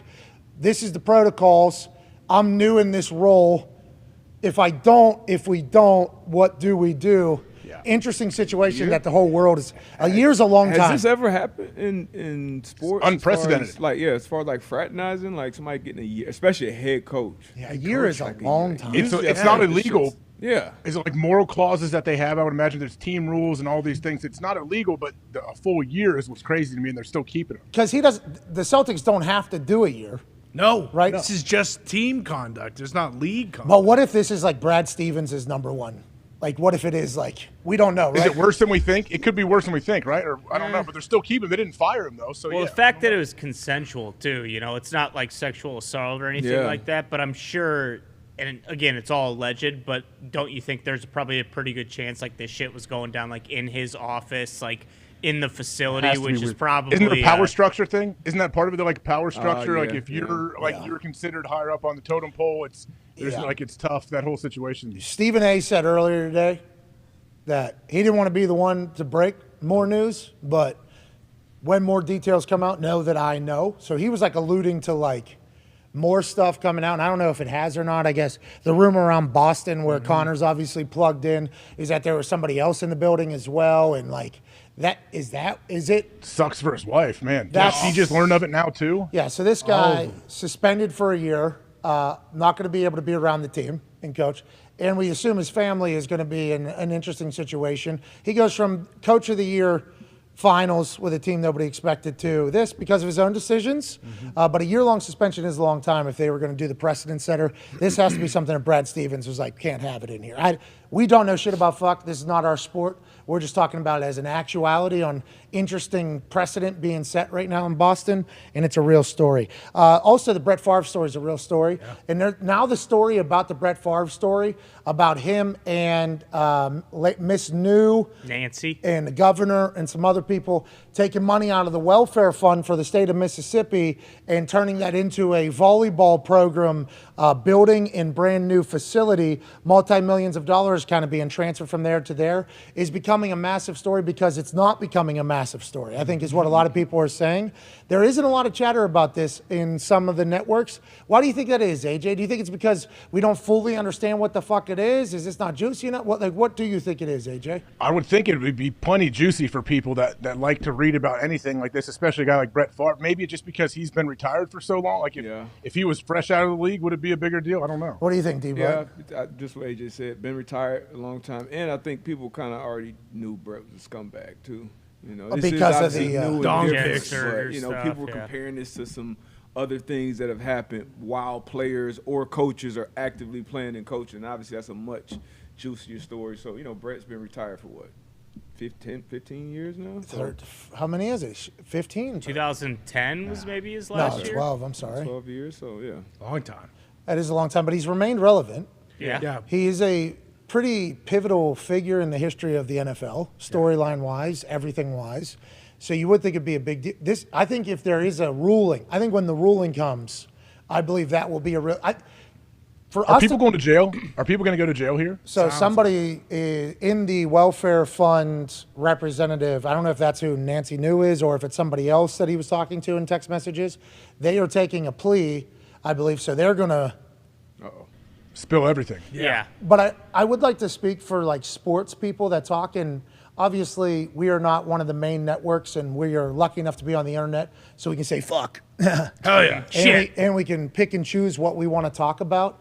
I honestly believe, and I don't have a lot of, hope for a lot of the people that are running a lot of the network TVs. Like, I think they are trying to make sports drama and trying to do that whole thing. It is tough to follow what the fuck actually happened here with Brett because the enormity doesn't seem real, and then how it happened doesn't seem real. So, like, I think we can maybe take some time to see whenever the ruling comes out. I think it will be a fucking massive thing. I think personally, and I am somebody that doesn't have a lot of hope for the people that run daytime sports talk on networks, but I think when the ruling comes, it'll be much better to understand because there's a text messages and the amount of money and where it's coming from and what was built. And it's like, there's actual like evidence, and now they're going to get somebody to say it. I think once it all kind of gets brought together and people understand because whenever you hear it, it's very alarming. It's like, there's no way this is real. It's the welfare fund. It was the welfare fund. So he's taken from that. If it was some other some basic tax fund that we all dump money into, you pay taxes, and it was something like that, you knew, hey, this wasn't specifically taken away from people. What are you doing? Yeah, you guys pay taxes? Yeah. Goddamn right. That's what I'm saying. We don't know where all of them go. So I'm saying if it wasn't specifically from this welfare fund, it might not be as big a deal. As a young person that was taught, fuck everybody who has money, okay? That is literally how I was taught. I can understand why people think the opposite of what I'm about to say. But if you push for more taxes, you are the biggest fucking piece of shit on earth, okay? If taxes were handled in a good way, in a like fulfilling way, in a effective and efficient way, I think you'd have a lot more people on board, which is handing the money over to our fucking government, okay? But if that was able to be like pointed towards somewhere, like, you know what, I'd like to donate to the welfare fund. I'd like my taxes to go towards the welfare fund. I would like my taxes to go towards whatever, community building, roads, whatever. I think a lot more people will be on board. But once you get to the point where you actually, whatever. If you want to go, whatever we were to give money for, homelessness, want to help this, whatever. If we were able to do that, and I'm talking as somebody that pays a fucking shit ton of taxes, I'm very lucky to do so. I've worked my entire life to get to this point. I've tried to get to this point of life to take care of my friends and family. And once you learn about taxes and you pay a lot of taxes, it's a fucking nightmare. So those are like, tax, pay more taxes. I understand why you're saying that. Fuck the rich, okay? I have that feeling. And it's documented that I still feel that way about a lot of rich people. But like the way taxes are done, so fucked up, like so completely fucked.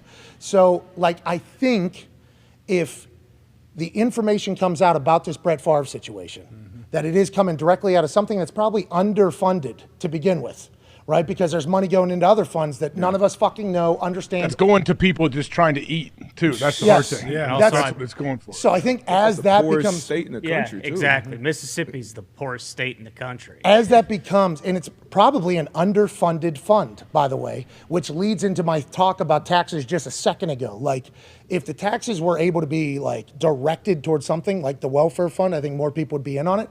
But this fund already underfunded, and now the people with power are fucking it over. I mean, it's like, this is a lot of different conversations that are going to come into one. And I think that happens during a conviction or a ruling of this entire thing, as opposed to right now, where it's like, no way they were stealing from the poor people. It's like, sounds like they were. Yeah, like that's what they were doing. Yeah, in terms of media coverage, I think now that we're getting like an actual plea deal, because we only I mentioned it when we talked about it last week. I read the article on it, and it was really long, and they had screenshots of like 4 or 5 text message exchanges. But if all of those text messages come out, because they were playing pretty fast and loose in the ones that they like, if we actually see the full extent of, hey, no one's going to find out what we're doing here, correct? Like, this is never, like, once that stuff all comes out, it'll get loud. Yes. Absolutely. I think it will get loud. But the internet is very much like, nobody's getting loud about this. I think it will get loud. Sage Rosenfels did absolutely dunk on Brett Favre this morning. What did he say exactly in his tweet? It was something along the lines of, I managed to not wake up this morning and steal a bunch of money from the poorest people in my state or something like that. So I have that going for me. Yeah, exactly. Something like that. And he was Brett Favre's teammate in Minnesota for a year, was in his quarterback room. So, but Sage Rosenfels, he's an Iowa guy. He gets it, So I hope everybody ends up not getting fucked. That was already fucked enough in this situation. But I think we'll talk about it, and more people will talk about it when it's kind of laid out and much easier to comprehend, I think, because what it is being alleged is like. There's got to be like a 30 for 30 or something on it that a lot of people see and like, oh, now that I see it and I hear everything, here we go. Because there's a chance, and I'm not sticking up for Brett. This is obviously, anytime you're sending a text like, hey, nobody's going to find out about this. Does he claim he didn't know it was coming from the welfare fund? He obviously knew it was tax money. But so that's what I'm thinking. That's what I'm about to say. Like, are we 100% sure that Brett knew it was coming from the welfare fund? Like, that is the worst of the worst. We don't know that. If that's to come out and everything else, like, very easily legible and understand, I think it'll get very fucking right. And I think a lot of people are saying like, hey, Brett, you can only act like a dumb, naive hayseed for, a certain extent. Like, you knew what you were doing. People are saying that? Yeah, well, I'm saying that for sure. But I think other people are saying that as well. It's interesting, and we will literally watch. This is a big deal. Oh, yeah. Massive. How much has he paid back already? He's paid back a certain amount, right, for the speeches. I think he can get a cameo, too. I think he can get he's charging $500 for a cameo. I know that. Okay. He's working right now. I think they told him. Were separate. He's pumping them out. That was 2 appearances. Yeah, speeches were to him, I think. Yeah. The other one was to the facility. Yeah, and he just never did the speeches, and he just got the money. Yeah. And I think that was like $500,000 is what he paid back. Should have just done some speeches. Should have done a lot of things. Right now, the going rate is $10,000 for a video from Brett Favre. Cheap. That's a business video. I do not know what that means. I guess that's you can kind of cut. He'll cut a promo. You were serious. $10,000. He'll cut a promo for your company. So a business video. Somebody told Brett, hey, you might want to start getting some money because all of this money is going to have to be repaid quickly and then some. Could we do a live video call with Brett Favre right now? We should. 1200, fucking run it. That's it? Not fucking send it. Is this just like you just and he's on the other Just side? sitting on his computer waiting. We just got some questions, and if he's doing live video calls right now, I'm sure his attorney has told him, yeah, just go talk. Yeah.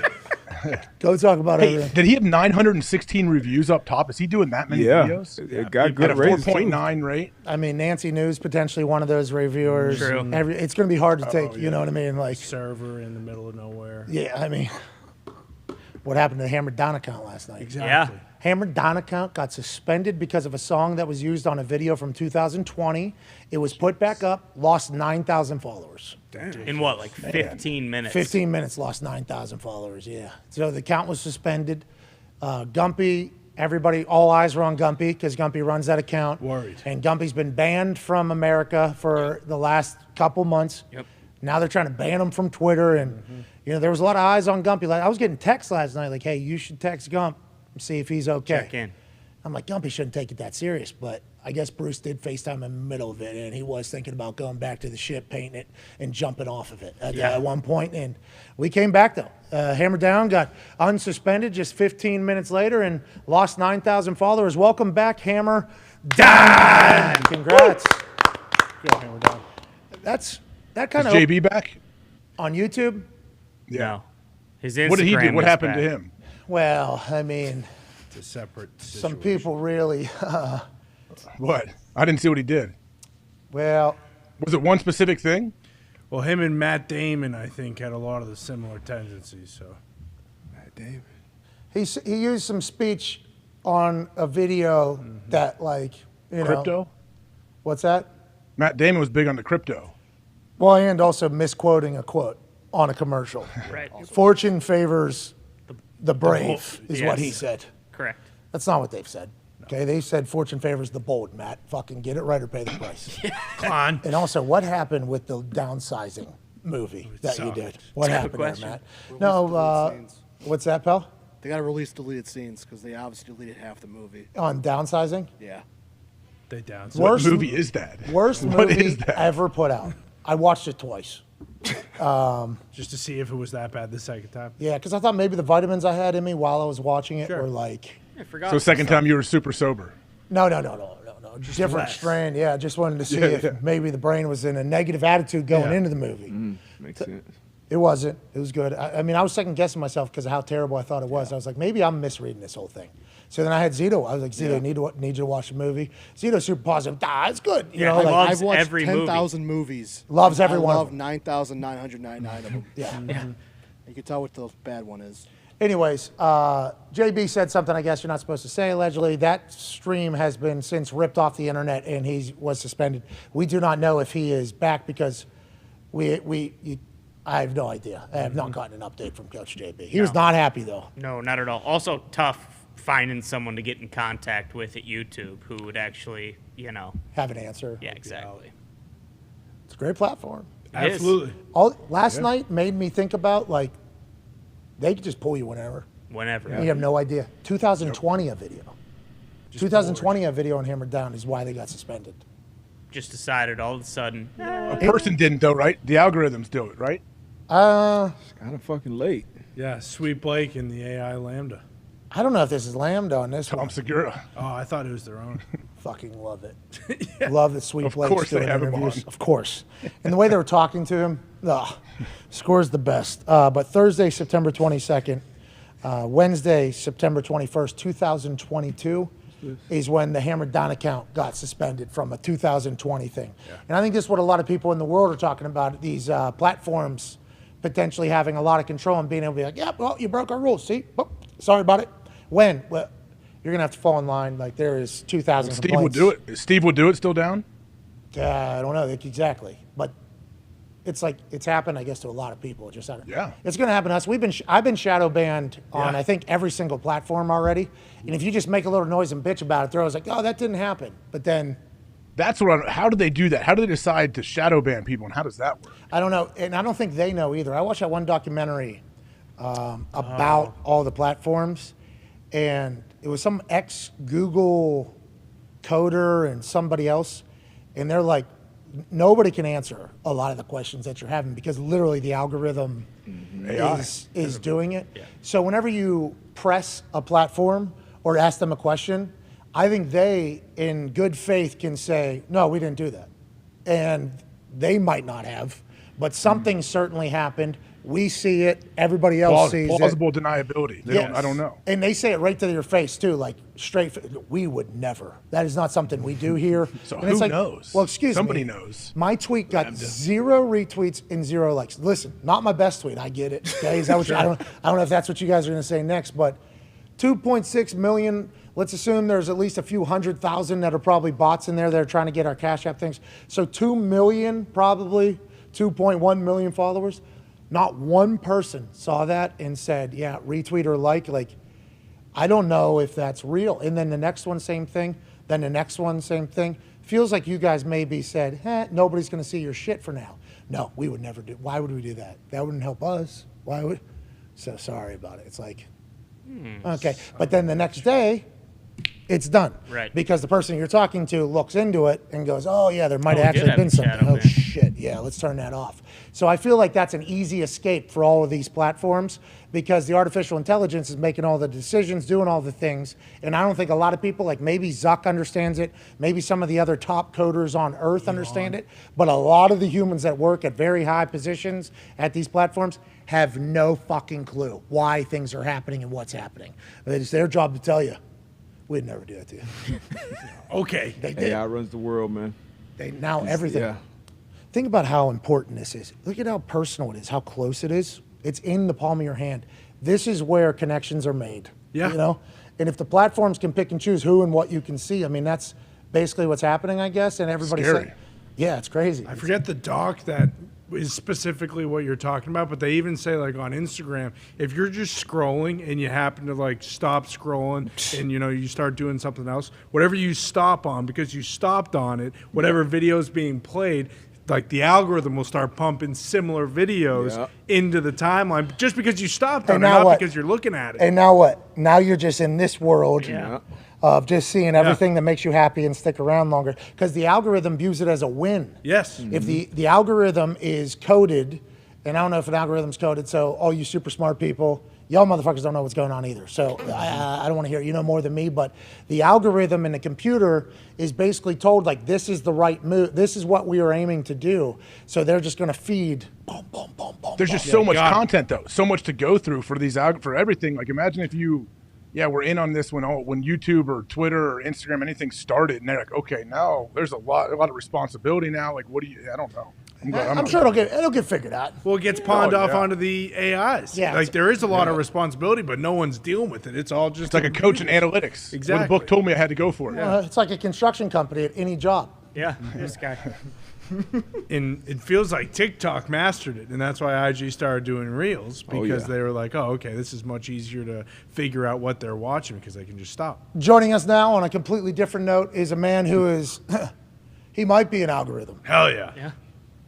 You get this guy on your team, you win.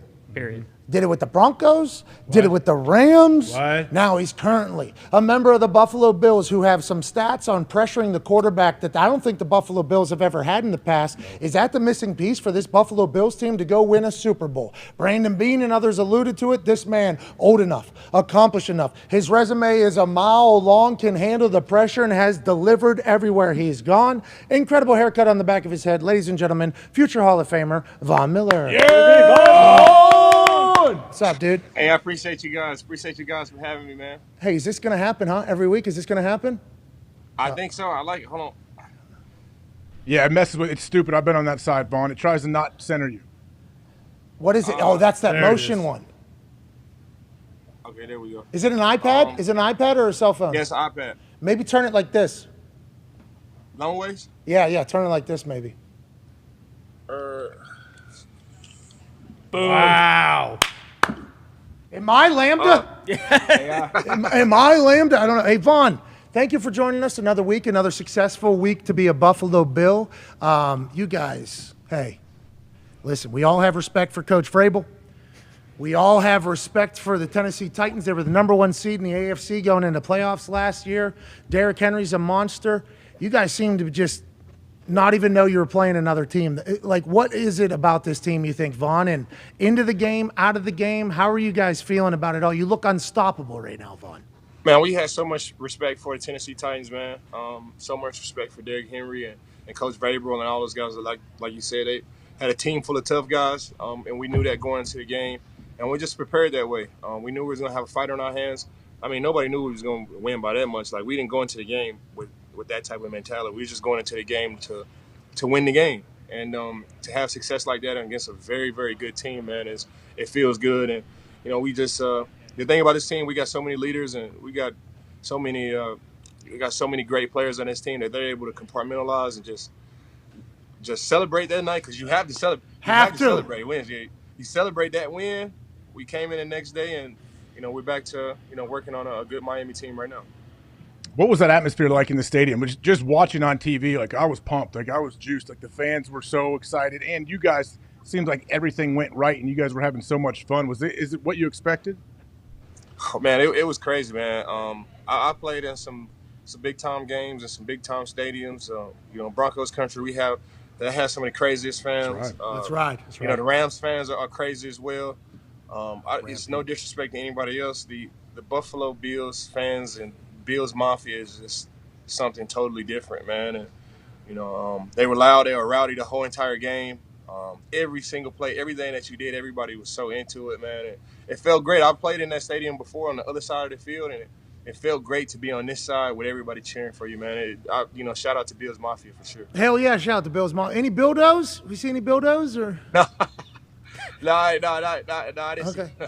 Hey, maybe later in the season. Yeah. When it gets a little colder, those things are actually used as hand warmers. That's right. Yeah, because they it holds on to the heat, in a beautiful fashion.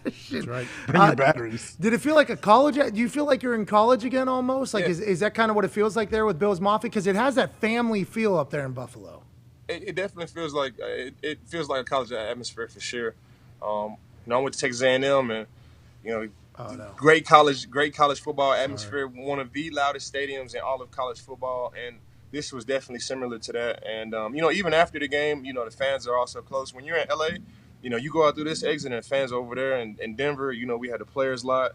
Here you drive right by the fans, man, and you're able to sign autographs and associate with the fans after the games and stuff, man. It's cool, man. Everything is cool here in Buffalo Bill. Here in Buffalo Bill country. Yeah, absolutely. And Bills Mafia. Hey, Vaughn, how do you guys get better? Dude, honestly. And I think this is going to sound like such an asshole thing, but I'm in the sports media now, and you're a vet, so you'll deal with it. The only thing negative about the Bills right now that anybody can say is, did you peak too early? Did you peak too? Like, that's the shit that's being said about your team right now, because everybody has to find a negative. But it is a valid question, and you talked about having veterans and everything like that. How do you guys continue to be this dominant for 17 fucking games, Vaughn? That's a long season. So, I'm a movie guy, right? And, I watched the new Top Gun, and at the very beginning of the movie, Tom Cruise, he was trying to, he was testing out this new plane, and he was, he got to Mach 7 and 8 and 9. Then he broke the record, right? Mm-hmm. And he had this moment where he thought about, like, backing off of it, or do I just keep going? And something in him kind of told him, like, just keep going, pushing harder. Let's just see if you could go a little bit faster. And I think that's where we're at, man. Like, we got this high-powered machine, and we just want to see how hard we can push, this machine that we built. We want to see how far we can go. And, back to the movie, that plane ended up blowing up, and, but he pushed it to the max. And I want to see what our max looks like. And there's nothing wrong with that. There's nothing wrong with seeing how fast we can push this thing, how great we can play, not being bored with greatness. I've been on so many different teams, and, moments, they come and go. Teams come and go. And while we're here in this moment, let's see how good we can possibly be. And that's just been my message to these guys this week. I think that is the veteran mindset, because when I was a rookie, we played in the Super Bowl. Now, I was not a reason for us to make the Super Bowl, and I was not a reason for why we lost the Super Bowl. So you were, man. Everybody's involved. Everybody's involved in those Super Bowls. Vaughn, I didn't even know how to fucking punt at that point. I mean, Peyton was the quarterback. I appreciate what you said. And maybe the locker room, I brought maybe a new young energy to the crew or whatever. But I played in the Super Bowl my rookie year. After we lost, most disappointing locker room, most disappointing room I've ever been in. And my thought is, we'll be back next year. What are we even fucking... 2 years later, we almost went completely defeated. So I think having a bunch of OGs on a team is great for that mentality. Like, hey, we got a team, we got an opportunity here. And it seems like the ball's bouncing in your favor, too. Poyer's on track to have 17 picks. It's like, let's go get it. I love to hear that from you, Vaughn. Ty, your question for Von Miller. Vaughn, I think you told us, and I can't remember, but that hat you're wearing, Greener Pastures Chicken, I believe that's your farm. How hard is it to, like, kind of keep your hands involved in that and figure all that stuff out when you're in the middle of a football season? Oh, this is just me. It's just who I am.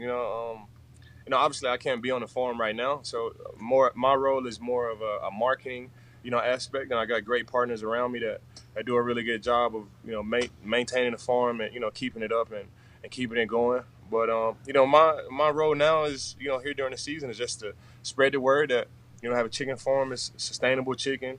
It's GMO, pasture raised. And I think the best certification that we have is the humanely raised certification, because so many people want to know how their product is raised and processed. And I'm proud to say that we have a humanely raised product as well. Hell yeah, Vaughn. Hey, Vaughn, I love to eat a lot of chicken. How do I get some of your chicken? It sounds amazing. Yeah, that's a good question. You can go to greenerpastures.com, but I'll send you guys a gift pack, man. Vaughn, send us some of your meat, dude. Yeah. Hey, that's what I'm talking about. I'll make sure I get it with the guys, man, and I'll send you guys some, man, for sure, man. Hey, let's talk about the in your teeth here. How does that happen? How does that work? Does it hurt when it's put on there? And that looks fucking sweet. I had to get surgery for it. Turning 32, I just something that I wanted to do. You just get to these points in life where you just want to mix it up, man. I went and got like a cross and these two studs back here, Dr. Connolly and Beverly Hills. Appreciate you, my boy. Hey, yeah, Doc. Hey, Doc, it looks awesome. Look at you, got pierced teeth at the age of 32. Mm-hmm. That's sick. That's fucking awesome. Do you wear a mouthpiece? Yeah, I wear like the little pacifier mouthpiece. Mouthpieces, they prevent concussions as well. I've been telling my teammates about that too. Like, hey, some guys that don't wear mouthpieces around the league and stuff, like mouthpieces help. It's a safety measure. Vaughn. And of course you got to protect your teeth and all of that stuff, but they prevent concussions as well. Vaughn. Bad news. Vaughn, I know it's only week 2 of your weekly appearance on the show, and we will have to figure that out, because if you're going to do that, we fucking need to donate a bunch of money to any of your glasses or foundations. We actually talked to the head medical official for the NFL, Dr. Alan Sills. Mouthpieces don't do a goddamn thing for concussions. They don't? No. Oh, well, I need to wear them to prevent my teeth now. There it is. There we go. There we go. There it is. Hell yeah. He's got great teeth. Protect those. Yeah, I was wrong. You have incredible teeth. I got to protect my teeth and my smile. Hey, no, Vaughn, it was a whole scene here, because this meathead on the other side of the screen here, he is like a big proponent of not wearing a mouthpiece, right? He's from Ohio, doesn't care about his teeth. One of them actually blew up, and he always said, it doesn't help for concussions. It doesn't help for concussions. So we had the head doctor on for the NFL, Dr. Alan Sills or whatever, and he was talking about those Guardian things, and it was a throwaway question at the end just to see if this guy was right, and he was like, there is zero research that says that a mouthpiece affects any concussion stuff or whatever. This dude nutted his pants, Vaughn. This guy over here nutted his pants at the sound of it. I mean, he went absolutely bananas as we lose Vaughn. Yeah, I guess it doesn't happen. Hey, that's cool, man. You are never too old to stop learning, man. I was wrong. I was wrong, and sometimes you just gotta put your pride to the side too, man. And you just gotta take the information and just keep learning. And I think that's why, this is my 12th year. I'm always trying to learn. I'm always trying to get better. So, I appreciate you guys. Thank you. You were the fucking best. Connor, your question for Von Miller. Yeah, Vaughn, in your press conference, you said this team's got a bunch of killers on it, and you just said, you want to see how far you can go like Top Gun. When you're beating a team like you guys were against the Titans, when you go back out on the field and, it's 38-7 or whatever it was, do you say, like, hey, I'm sorry, but I have to absolutely destroy you on this rep sack, the quarterback, and there's nothing you can really do about it? I mean, that's my mindset, you know. But here in Buffalo, once we get up by a certain amount, you know, they start pulling some of the guys. You know, I'm already on like a rep count anyway. So whenever we got up, I was done at the beginning. Is that new? Hey, is that new? The rep count? Yeah, it's new. You know, I've been playing 85% of 90% of the snaps my whole entire career, and I like to be in the game because you never know when that big play could happen. You know, and I always like to think you can't make plays on the sideline, but here we have so many dogs. We have so many great players, and this is such a long season. And I'm trusting Coach McDermott and Coach Frazier and Coach Washington. You know, with this, they've had this rotation for a while, and I want to be in there so I can get sacks and I can pad my stats and all of that stuff. But I think winning games and staying fresh for the long run when a team really needs you is more important than that. And we got some really, really high expectations here, and whatever I can do to help us win, if that means coming out the game and staying fresh whenever we're up, man, I'm all for it. But back to that killer instinct. Once you get up, we pull out the starters, and our second team guys go in there, and the standard did not drop at all. Case Keenum and all the guys in our second team defense, the standard did not drop at all. And I'm so proud of all of these guys by the way we played on Monday night, man. It was a great game. Feels like they're going to get a lot of playing time this year with the way you guys are playing. Go ahead, AJ. Yeah, Vaughn, you mentioned you guys played Miami this week. How does your prep work? Like when you start looking at who you're going to be rushing against, do you have like notebooks on the guys that you may have played against in the past? And I'm sure that's stuff that you share with a lot of the young pass rushers as well. Yeah, so I never stopped scouting. Before we played the Tennessee Titans, we played on Monday, and I watched the Miami game versus the Baltimore Ravens. I watched that whole entire game, on Sunday, and I saw the whole comeback firsthand. And I'm just looking at guys and just watching guys. The thing is, whenever I play a team or whenever I play a player in particular, like they always play me different. So I always like to see me versus these guys before, or me. Or a similar player of my style, like play this particular player. And I'm going against, Teron Armstead this week, and he's one of the best tackles in the league. If he's not number one, he's number two. If he's not number two, he's number three, and that can change weekly. So, this is going to be a different, challenge for us. Tua's on fire right now. Going against, Tyreek Hill and Jalen Waddle and this high-power offense. It's going to be a different game for us, and I think we're going to be ready. We're just going to take it one play at a time and just keep the same mindset that we've had before, and just go out there and take it one play at a time, trust ourselves, and we'll see where we get. McDaniel in his press conference said that the night before the last game, he told the miraculous comeback against the Ravens. He told the team, like, I'm excited to watch us face some adversity because I would like to see how we respond or whatever. And then he said, well, it seems like team took me too literally or whatever, but it sounds like a mindset that you and the Bills probably have going against Tyreek Hill and Waddle and a hot Tua and a brand new team here. It's like, are you guys excited to see what really, like, this is a fucking one of one, Tyreek Hill, this guy. Mm-hmm. Like, I feel like for your defense, are you viewing that as an exciting opportunity to see what you guys have, where you rank out, or is it just another game for the Bills defense to get better? I think it's a little bit of both. I think it's a little bit of both. I mean, you constantly want to get tested, and you want to see, like, what type of team are you? Adversity reveals character. We've had some adversity, but I'm sure the adversity that we've had, it won't be like the adversity that we've had in this game coming up. Like, this is a great team, like, no doubt about it. Just being realistic.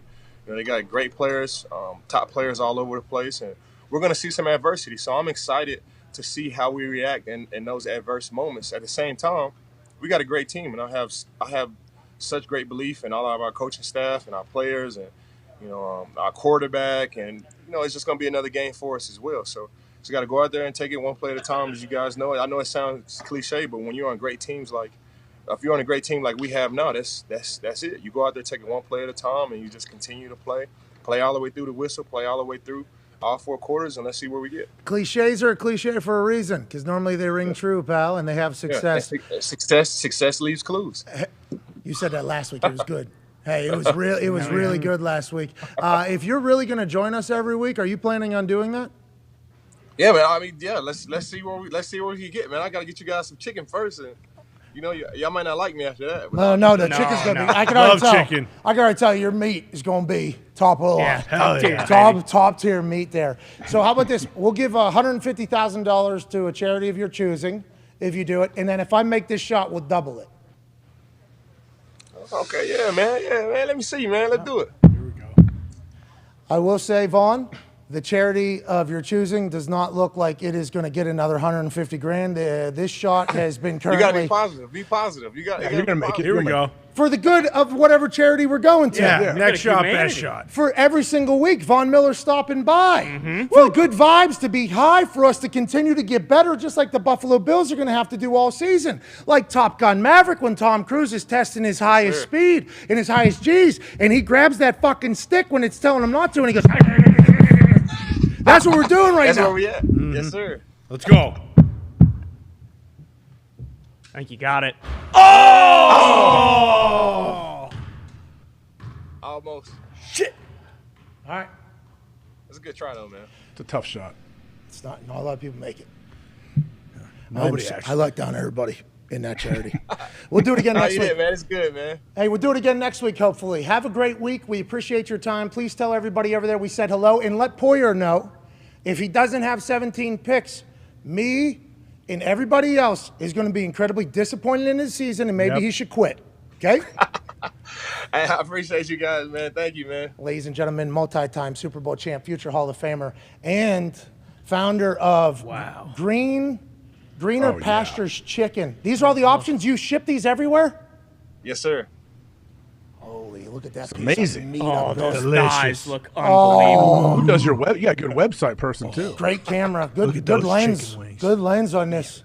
Oh, look at put that. those in the grill right Pasture-raised chicken Those legs, right? Pasture raised. Like our birds, they have natural access to insects, sunlight, natural grass. We just pull these houses across the pasture, and every few days, and they have natural access to all types of bugs and critters, and we try to keep it as natural as possible. It's good meat. Good guy. Goddamn right. Great player. Vaughn Miller. Hey, I appreciate it. See you, buddy. Had to make that for the fucking charity. Well, It's so next close. week. Next no week. chance. Yeah, you're right. Next week we'll do Is it. Vaughn the perfect teammate for a team? Like, the dude's an absolute monster on the field, and he says and does all the right things, and it's like, what a positive influence he is. And he's won and accomplished. And the Buffalo Bills pass rush, or amount of times, I think they're second in the league in amount of times they've gotten pressure to the quarterback, and they haven't even played the entire game, right? They bench. They don't have to blitz. I think it said they've only actually blitzed 3 times so far this year. And they're number 2 in pass pressure or whatever. And that's good luck. I would assume the Giants are up there with Wink, right? Because what they've been able to do with the Giants, that feels like that's a super pressure all game, every game. Ravens don't see like they're going to be there. We'll see who else makes it. Big shout out to Vaughn. Wish I would have made the shot. Let's get to a break, because on the other side, you know what we got. Oh, yeah. There you go. We got Coach P's keys. What the fuck was that? For, what was that? Never I don't know heard what that song was. I've never heard it either. This is us talking about those algorithms. Yeah, That's right. see? That was the Spotify algorithm saying, hey, you left me off the... Don't talk about me. I can fucking do whatever I want to do too, pal. Release Radar, Discover Weekly. Oh, you like this song? Oh, I can make any song popular. Yeah. Truly. True. A lot of people are doing that. It's like the old school radio used to be able to do that, right? Pop song, basically the Payola, they used to call it. What's that?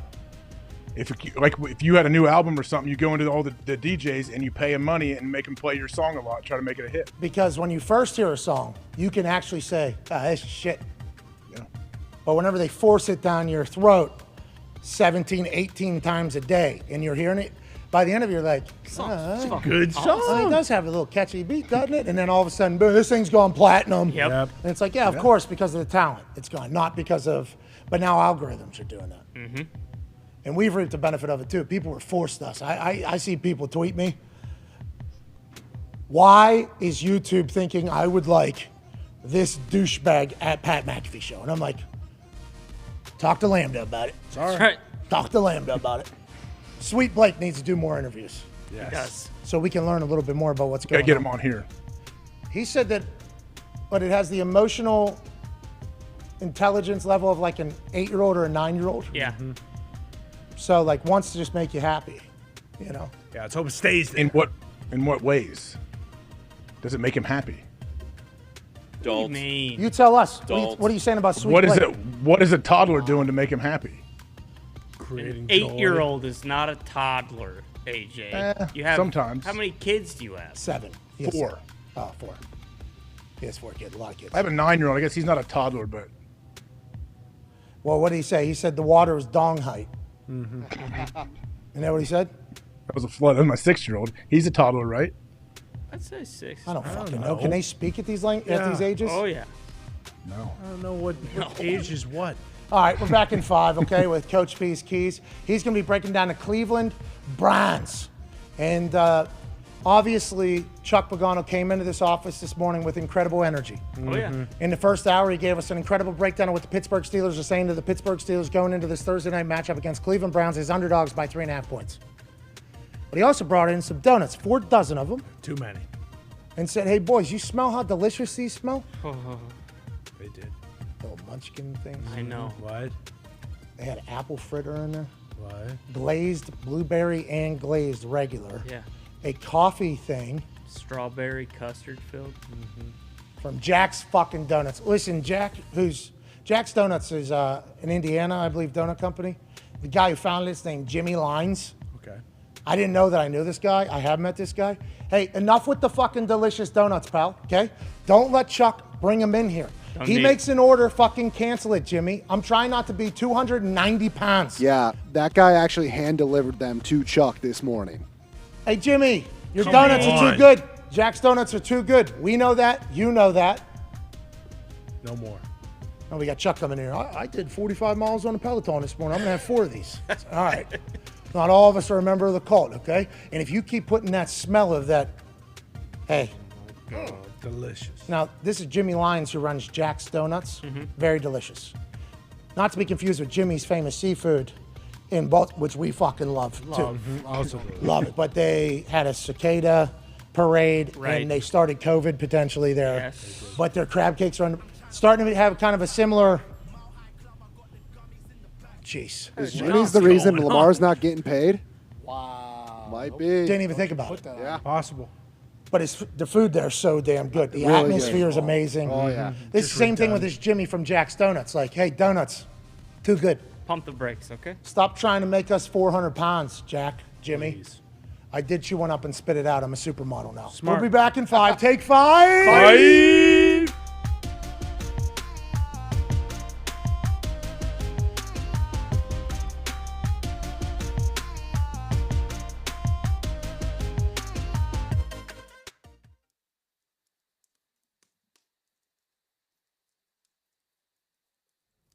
Dear Coach Freeman, I hope this letter finds you well. Although if I had to guess, it probably won't, because that was one of the most embarrassing defeats Notre Dame has faced in my lifetime. I mean, for Christ's sake, was Chad Pennington playing? Was Randy Moss playing? Was Matthew McConaughey coaching? No, they weren't. It was a bunch of guys we've never fucking heard of, and you still couldn't get it done. Now listen, you're 0-3 to start, which isn't the end of the world. But everyone in the Notre Dame community, they're fucking done with you, okay? I'm not done with you yet.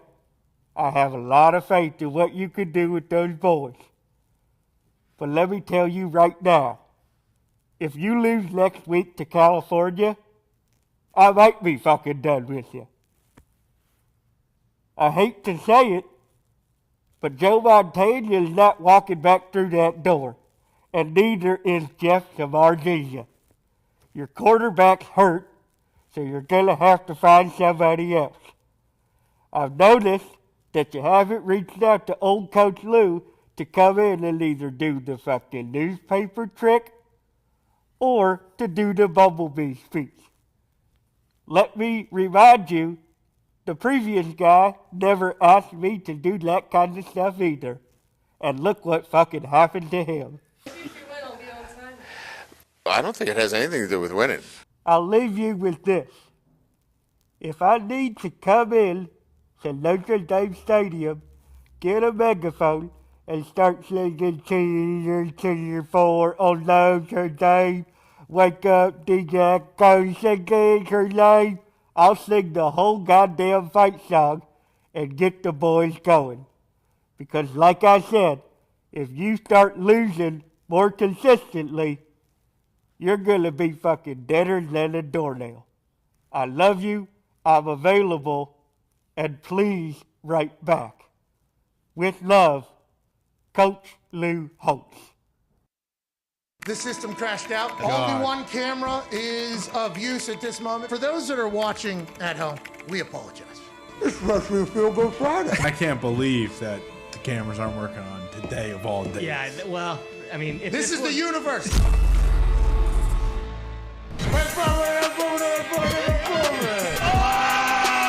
Oh, hey, pal. How you doing? Gabagool. Wow! We're going! I need a nice cold Bud Light. What? Oh! You're fucking out! How's your fan? How's your fan? Maybe a couple whiskeys. What? 80,000 individual eyes that are looking at these eyes right now. What the fuck are you doing? 2 scotches. What? Are you kidding me? Tequila. What? 55, 56, 63. That's how many new wrinkles I'm going to bring to the office. I get things done, Patty. Vodka. What? He said I was on meth. I ain't ever done meth. Dirty dressed up like Russell Wilson. Look at the band. Margarita. What? He's Brett Michaels. You're fucking out! More ice cold Bud Light. What? More ice cold Bud Light. What? More ice cold Bud Light. What? Ice cold. Cheers. Thanks everybody for watching.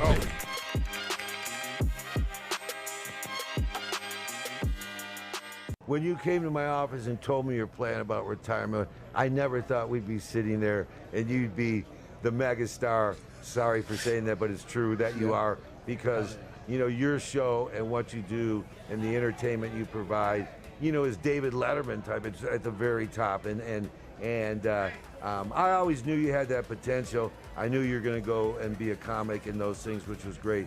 But man, what you've accomplished, we're so proud of you that you're a Colt alumni player. I mean, you know, you represent. I'm lucky. You helped me out a lot. by the way. You represent so much about what we're about, and the fans just love you, Pat. So I'm always appreciative when you ask me on, that's for sure. Well, we're lucky you stopped by. Not only are you a steward for the game, but I feel like the NFL is really the only sport in America where it's city versus city. It rallies everybody together. Doesn't matter your socioeconomic, doesn't matter your political affiliation, doesn't matter your religious affiliation.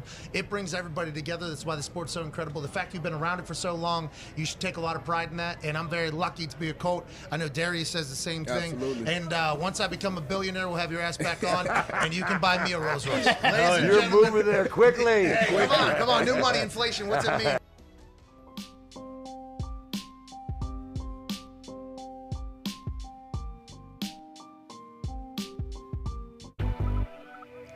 Welcome back to the program here. Wow, look at that. See that? Thursday Night Football Thursday. But on Friday, the Irsay family will host its inaugural Beyond the Sidelines event to raise money for Kicking the Stigma, which is the Colts' initiative to raise awareness around mental health disorders and kick the stigma around the mental health conversation. There we go, huh? Woo! Funds raised will go toward the Kicking the Stigma action grants, which support nonprofits and organizations primarily in Indiana addressing mental health.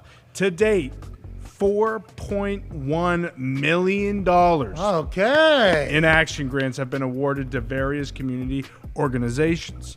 Host of Up and Adams on FanDuel TV, Kay Adams, will be hosting the event, and multi-platinum singer-songwriter Andy Grammer will be performing. What? Wow. Whoa, this is going to be awesome. Visit Colts.com/KTS to view and bid on silent auction items and learn how you can help kick the stigma. Shout out to Connor reading that. Here we go. Shout out to the Colts having an incredible event. I asked them, because I heard about it late here, I was like, I'd like to talk about it. Like, could we, like, maybe help sell some tickets or whatever? They're like, sorry, sold out. Oh, That's All good. right, well, at least you guys need a little bit of pop that you're doing this thing. Having a massive event tonight, tomorrow night, going to raise a shit ton of money. We donated an auction item for two Nice. people to come into the studio. Oh, I nice. believe there's a lot of other incredible stuff. Jim Irsay has those pretty good connections, AJ, and he is hands-on with this Kicking the Stigma. So the auction items are always awesome. And congrats to the Colts for making the world a better place. Honestly, Let's go. you know, it seems like I would imagine. Go ahead. Yeah, I would imagine he has some unbelievable auction items. If you're able to attend this event and you have some cash, you could probably get some cool experiences. Silent auction, too. You can go online at Colts.com/KTS, Okay. Kicking the Stigma. I believe the silent auction stuff is up there, too. So I think you can, even if you're not in Indiana or able to go to this event, which you can't if you didn't get tickets already. Sold out. I couldn't even go. That's what I just Wouldn't realized. let you in. I realized that I probably couldn't even go because it's been sold out for so long. But silent auction online. And thanks to the Colts making the world a better place. Let's win some fucking games, but thanks to the Colts for making the world a better place. Run the football. Speaking of making the world a better place, ladies and gentlemen, joining us now for this second installment of this glorious Thursday Night Football, Thursday, September 22nd. Let's dive into the team meeting room for the Cleveland Browns this week as they play host to the Pittsburgh Steelers in tonight's game. Here's Monday morning's team meeting with Coach P's Key. Let's go, Coach. Come on, Coach. Let's get the boys ready to go. Heartbreaker last week. Yeah, heartbreaker it was. Good morning, men. Good morning, Coach. Hey, so we always talk about disappointed, but never discouraged. Be really easy to get discouraged after that last one. We let victory, slip away. So we're disappointed, yeah. But the great news is this. We got a short week, all right? We've got a home game, a division game. We know what this game is all about against the Steelers. So we got a chance in 3 or 4 days, all right, to get this taste out of our mouth. Disappointed, yeah. Discouraged, never. We got a really good fucking football team, man. Yeah, we do. A really good football team. Yeah, Jacoby's doing a great job, okay, filling in at quarterback. We got a run game that's outstanding. Our defense, we got shit figured out, all right? We met, we got together, we hashed things out. Good on you guys, all right? That game, I'm taking personal responsibility. Thanks, Coach. As the head football coach, that's on me. And we had guys go to the media and stand up in the media. All right, our runner, Chubb, he goes up there and said, I should have known. No, that's on me, Chubby. All right, that's on me. I got that. All right, I screwed that up. I got to get that into you. So that's on me. We got a long season. And we got a primetime game coming up. So let's take a look at the Steelers, right? Offensive keys to victory.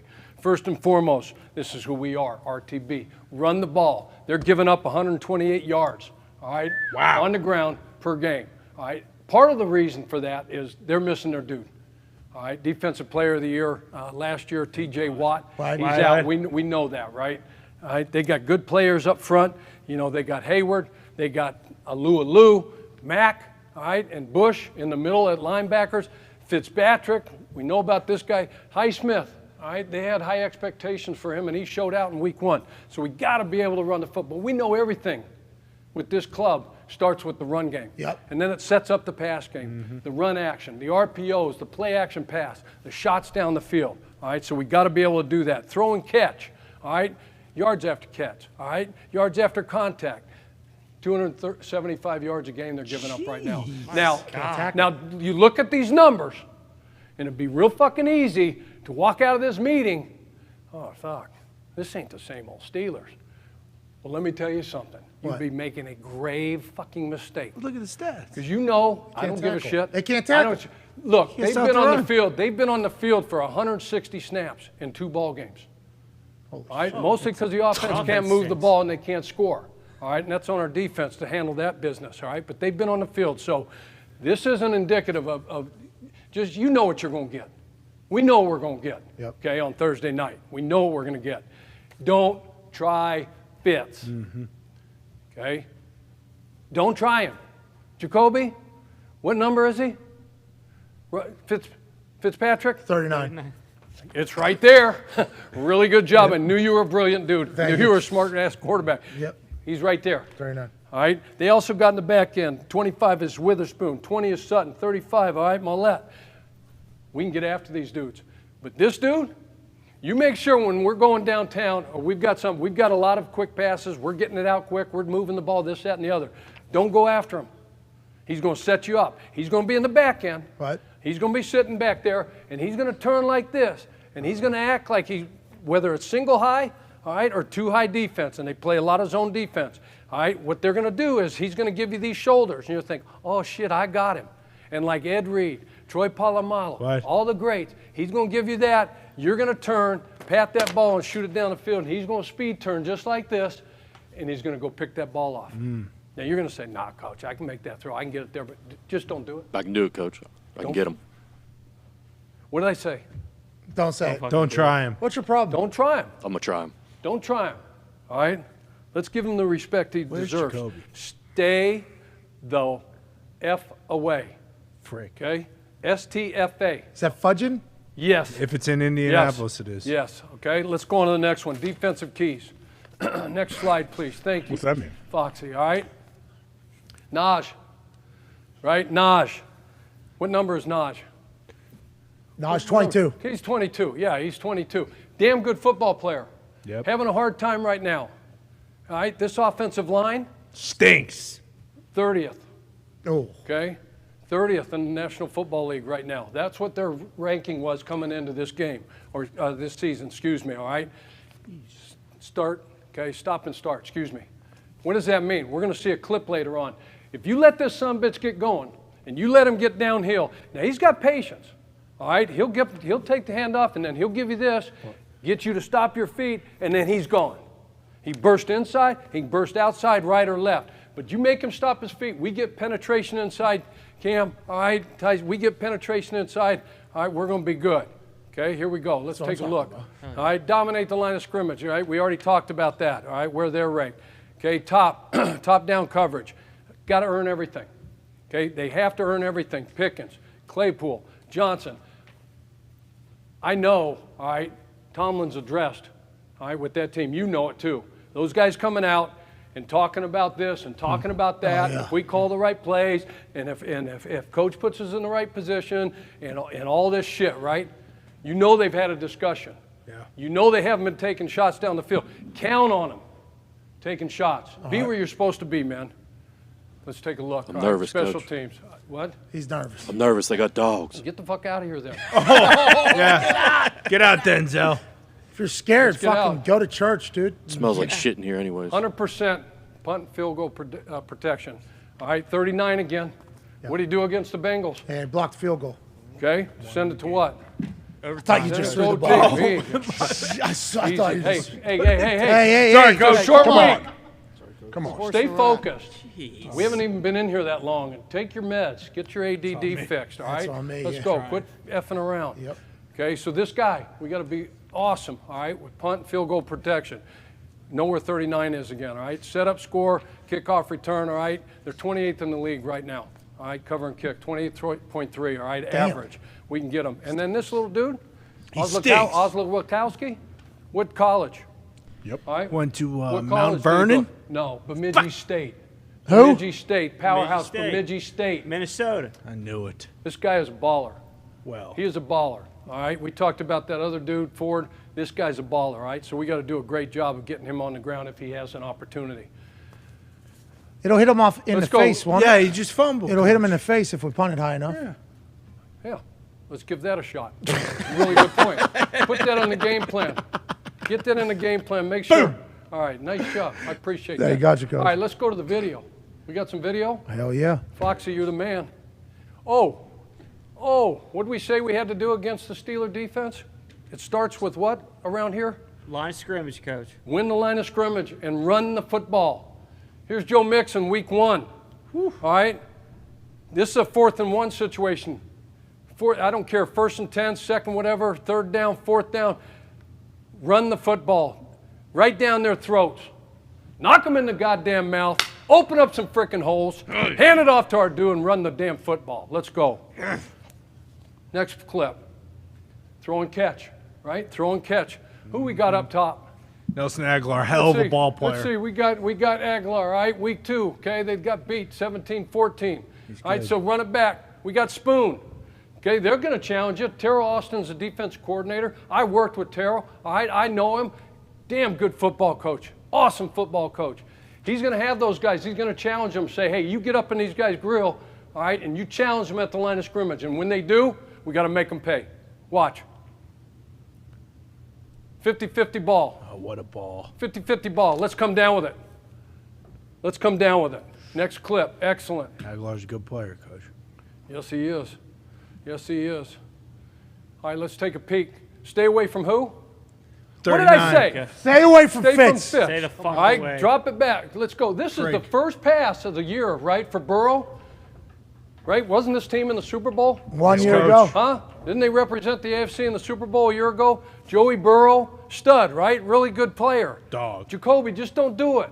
Because you guys get to this point and you think, okay, I can do this. I know I can. I'm going to do it. Run it back again. Please. Stop it there, okay? Stop it there. All right, we got one here, right? And that guy's right here. I don't think this guy, if they're going to close the middle of the field, okay, Jacoby, I don't think from here he's going to get there. He's got his shoulder square. I anticipate this guy, if this guy was a little bit more here, I would anticipate him coming down here and then being single high. But if he's out here by the numbers, and this cat's right here, anticipate he's effing around just to get you think single high, and then run back here, get Burrow, Jacoby, get you to throw, okay, into that coverage and intercept the ball. Go ahead and run it, please. And I'm sure the same conversations, Zach Taylor, that's head coach, right, Cincy? Zach Taylor had the same conversation with Joey Burrow, smoking a cigar. Yeah, absolutely. Told him don't do it. First play of the game, Coach. Don't do it. That was first play, first throw? Yeah. Should have ran the ball. Fuck. Hand Amen. the thing off and don't hand. Jesus, Lord. All right, next clip. Where are we at?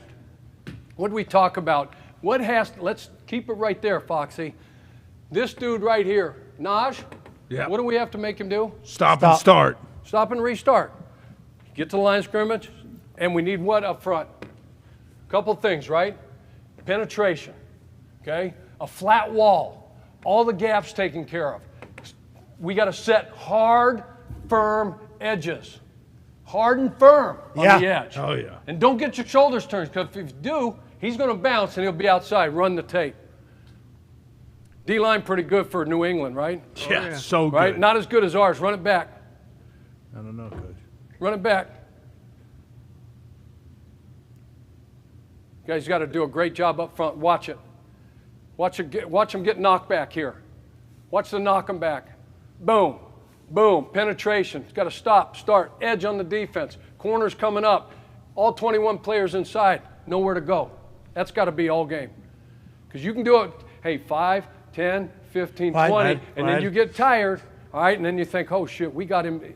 No, and then all of a sudden, you don't do your job. We don't have a flat wall. We don't set a firm edge, and the sumbitch has gone down the sideline. Longest plays in football happen where? Down the frickin' sideline. Write it down. Write it down. You guys are bullshitting around. Hey, no edge. Put it down. No edge, no chance. No edge, no chance. Longest Next play, sideline, How do you penetration. spell sideline, No Coach? play. Mass Next penetration. play. I don't know. They don't spell sideline. Okay, here we go. Here we go. Here we go. Let's go. Run this one. Pressure. Dominate the offensive line. Dominate this offensive line. Okay. Little run, boot action here. Sliding through. What did we say in the, hey, run that back, please. Stop it right there. Perfect. Okay, so we got an unblocked player because they're just chipping and going to the flat. We said top down coverage, right? Top down, make them earn everything. Is he deep enough? Yep. Yeah, plenty of room. We saw some tape earlier on everything DB, right? Where some D-backs weren't deep enough. Nope. Yep. They weren't anywhere near anything. No. Right? Embarrassing. Top down defense. Make them go the long hard way. Get underneath this one. Throw it here. Make them check this thing down, or we get the sack because of the coverage. Throw it here. We come up, staple it to the ground, tackle it, off the field. Go ahead. He got nowhere to go. Sack. That's got to be all game. Next play, please. Jeez. Here we go. Here we go.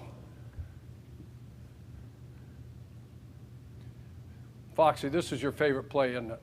Yep. Favorite Look at play. that. Oh. So what do we say? Make them do what? Got to earn everything, right? Mm-hmm. Make them earn everything. So they can't trick play, whatever it is, we can't give up a damn stinking thing. We got to defend every damn blade of grass on every down. Okay, so they're going to try anything, right? Told you already, they're going to try the shots down the field. Right? They're going to do anything to try to get, and this is Moose. Good player now. He's a dog. Let's make them earn everything, man. Hell yeah. Let's make them earn it all. Hell yeah. And Hell yeah. Listen, there's two types of pain. Pain of discipline and pain of regret. Okay? We had regrets walking into that locker room the other night. Okay, after that despicable finish. Disappointing, not discouraging, okay, but that disappointing. We're up like we're up, and then we give up some play. I got to be better, but we got to be better, and we will be better. 21, I didn't see you play like that ever. No. You got the chance to redeem yourself. Pain of discipline and pain of regret. Let's be disciplined this week. Let's be disciplined in meetings, walkthroughs, practice, taking care of our body, getting sleep, eating right, and then come out and give these guys a face full of brownies, all right? Thursday night. Let's have a day. Hell yeah! Can't wait to go ahead, yeah. Yeah. Yeah. You ready for it? Yeah. Want to pick one? Yep. That was a hell of a team meeting, Bert. Yeah, let's go. Thank you for that, Sean. I'm sorry for interrupting. No, I was going to give you your accolades, but it sounds like you want to make a pick right now. No, let's look at it. Okay. Okay, so we've talked about both teams, right? Yep. Mm-hmm. I think when you look at the Browns, we understand what the Browns want to do offensively. Run the football. Run the football. Feed Chubb. All right, and then defensively for the Steelers, right now they're having some issues, right? They're missing some guys. They're missing TJ. They're giving up some yards on the ground, giving up some yards. Not the same defense, right? So we know that. Pittsburgh offense, struggling right now. Big time. Struggling right now, all right? That, again, anticipate the balls down the field, right? If you're the Cleveland defense, anticipate that, all right? But they're having their issues there. And defensively, not the same deal. So, Coach your stick. It's a stick. Lesser athlete would have been on the ground. Yeah, you're damn right. Appreciate you. Freak athlete. Yeah, freak athlete. Yeah, all right, so let's put this up here, okay? So when you look at this thing, all right, if you got green, you're the Browns defense, right? Green is good. 3 greens, 1 red. If you're the Steelers offense. Oh, jeez. All red, 1 green, not good. Favor who? Browns, right? All right, let's look at this one. All right, Browns offense now versus the Steelers defense. Okay, you got all this green over here, all right, and then you got all this red over here. Judas Priest. Next slide. You don't have to be a damn genius to figure out this one. Now, Pittsburgh, okay, had the league's worst run defense in 2021, okay? Why Cleveland leads league this year, 2022. So, I'm not a betting man, I can't. But here's my prediction. Okay. Here's my prediction. Let's go ahead and look at it. I just feel like, all right, even though we know it's going to be a bloodbath. 44. AJ, you talked about this, right? Oh, yeah. Earlier. Yeah. Helmets off, all right? Heads are Rudolph, bonked. We're going after Rudolph going after it, right? Heads are bonked. Pitt's 7-2-1 in the last 10 meetings. Hell yeah. All right, you'd say, okay, go with the Steelers, right? No. Okay, Mike Tomlin. Since 2007, guess what? In primetime games, there's only one coach that has more wins than them. Who do you think it is? Belichick. Belichick. Fuck yeah. One dude, 64% on prime time. But that don't matter in this one. We got Chubb and Hunt, right? We got a Wattless Pittsburgh defense that's reeling right now. We got Brissett running things, managing things. He's going to make some damn plays. I got the Browns 24-20 in a AFC North bloodbath. 24-20 is an interesting, not a betting man, obviously, but I wonder if that would have been 25-20 if the line was still what the line was last night. Chuck, we appreciate the hell out of you. Chuck got smarter. You brought donuts. Thanks for the jacks from Jimmy. And thank you, Coach. We can't wait for next week, man. You're the best. I can't wait to see it shape up. Thank you so much, ladies and gentlemen. Chuck Pagano. Coach. That was fucking amazing. Thank you, Coach. Hell yeah. Yeah, he looks good, too, doesn't he? Oh, fantastic. That's literally like team meeting there. He's got slides on. He's got a hoodie on, coaching up both teams. He's got Cleveland by 4, it appears. I spilled my drink right on me in the middle of that thing. Wasn't as full because I did get a lot of juice in me before the whole meeting because I wanted to be up and alert for that one. Right. Feels like you guys are fucking around too much, and you weren't participating at all in that meeting. You're very quiet. You're present. I'm trying not to interrupt the coach. I'm trying to get you guys focused because you're interrupting the whole time. You're present but not engaged. You. Yep. And I'm not disappointed. I'm discouraged about how you fucking act in those team meetings, AJ. It's the other way around. I absolutely love whenever Chuck dives into it. So he's got the Browns. Now we have another segment we're going to do, and we're going to debut right now. There's a man that I've gotten a chance to learn a lot about. Didn't answer. Oh, jeez. Oh, you got to be shitting me. Why? Good Lord. Who? I don't want to give it away. Chuck didn't get the football throw. Chuck. No. Chuck. Coach. Chuck, need it. Need it. Need you, Coach. Coach. The throw. Coach, the football throw. He's coming. There we go. I just sent the text to the person that's going to be on for this segment. Hey, we FaceTimed you. Hopefully that answer changes. Come fresh out of Wyoming. Man, Come on, Chuck. What do you want? Whatever you say. How many people you want to win? Let's go. I'm the man of the people. Yeah, you are. Let's go 25. 25 people. Yes. Jeez. Okay. This guy's trying to bankrupt us, obviously. He goes the opposite direction of the Super Boost. And actually, we would win a Super Boost. Yeah, we would. Yeah. We would win a Super Boost. I'm half in is with you. Okay. Oh, you are? Yes. We can win both. 25 people randomly chosen Yes. to win $500 if you retweet this video and Chuck Pagano makes this shot. Football bucket. Oh, there's another one. Oh, right here. There's another one. Another one. Go one more shot. Same rules remain. Chuck. 25 random winners who retweet this video. Ah!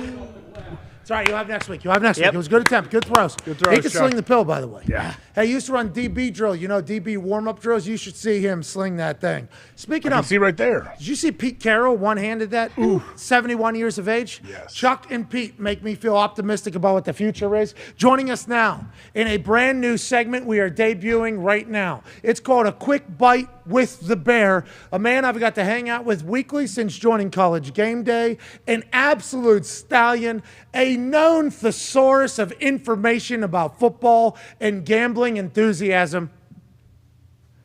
Bear. Yeah, Bear! How are you, Bear? Never bet against the money, Pat. Yeah. Never bet against the money. Yeah, somebody said that in a meeting the other day, and me and Bear, who sit next to each other in the production meetings, heard that, and we're like, did not expect that to come out of that person's mouth, but we are obviously going to live by that. We have lived by that. A Quick Bite with Bear is a segment that I can't wait for. Tonight, Bear, Pittsburgh goes to Cleveland. Both of them are going through some shit. Cleveland's favored by 3.5. What do you like? How do you see it going? I love the Browns tonight. Have you seen the Steelers' offense? It's going to be windy as hell here. Oh, no. I think we're going to get quite a few arm punts if the Steelers try and throw the ball. You saw that Steelers defense unable to stop and get the Patriots off the field last Sunday. You're going to see a whole lot of Nick Chubb tonight. I think this might get out of hand as a Steelers Browns game could be. But I like the Browns quite a bit tonight. All right, thanks, Bear. Thank you, Bear. Have fun. All right, Bear. Appreciate you. Damn. So are the Steelers like the worst team in the NFL? What's going on? No, Colts are. Oh, good point. But Steelers sounds like it right there. All right, AJ. Bear is very good at gambling. Yeah, I always follow him. Excuse me. Yeah, it's Almost the said right fade. play to do. Yeah. And getting to chat with him every week, I feel like I'm getting smarter. Him going with what he's going with. Chuck going with what he's going with. Mm-hmm. AJ, what are you picking for tonight? 3.5 is the spread. I got the Browns with 3.5. I was going to pick that all along, and I'm just reinforced in my belief. Give me the Steelers plus 3.5. All right. Hell yeah. Woo! And maybe. And give me the under. Yes! Yeah. Oh. Bear just said this one's getting out of control, though. Yeah. But he said it was going to be windy. I didn't know that. Yeah, a little breezy in Cleveland. 48? Yeah, Is it chilly. 48, the over-under? 38. Oh, no, 38.5. 38. Yeah, so Chuck has it going over as well. Give me the over, too. Oh, shit. Fuck. I'm not happy about any of this. Browns money line. Give me What do you- of Steelers. course, yeah. Give me Steelers plus 3.5. Yep. Give me the Browns money line. Wow, 2 for. And give me the under 38.5. That's what I'm doing. Boom. Our Super Boost is out there at plus 800. It's alternate spread Steelers plus 7.5. Nick Chubb to score a touchdown. Sounds like a lock. And Najee Harris to score a touchdown.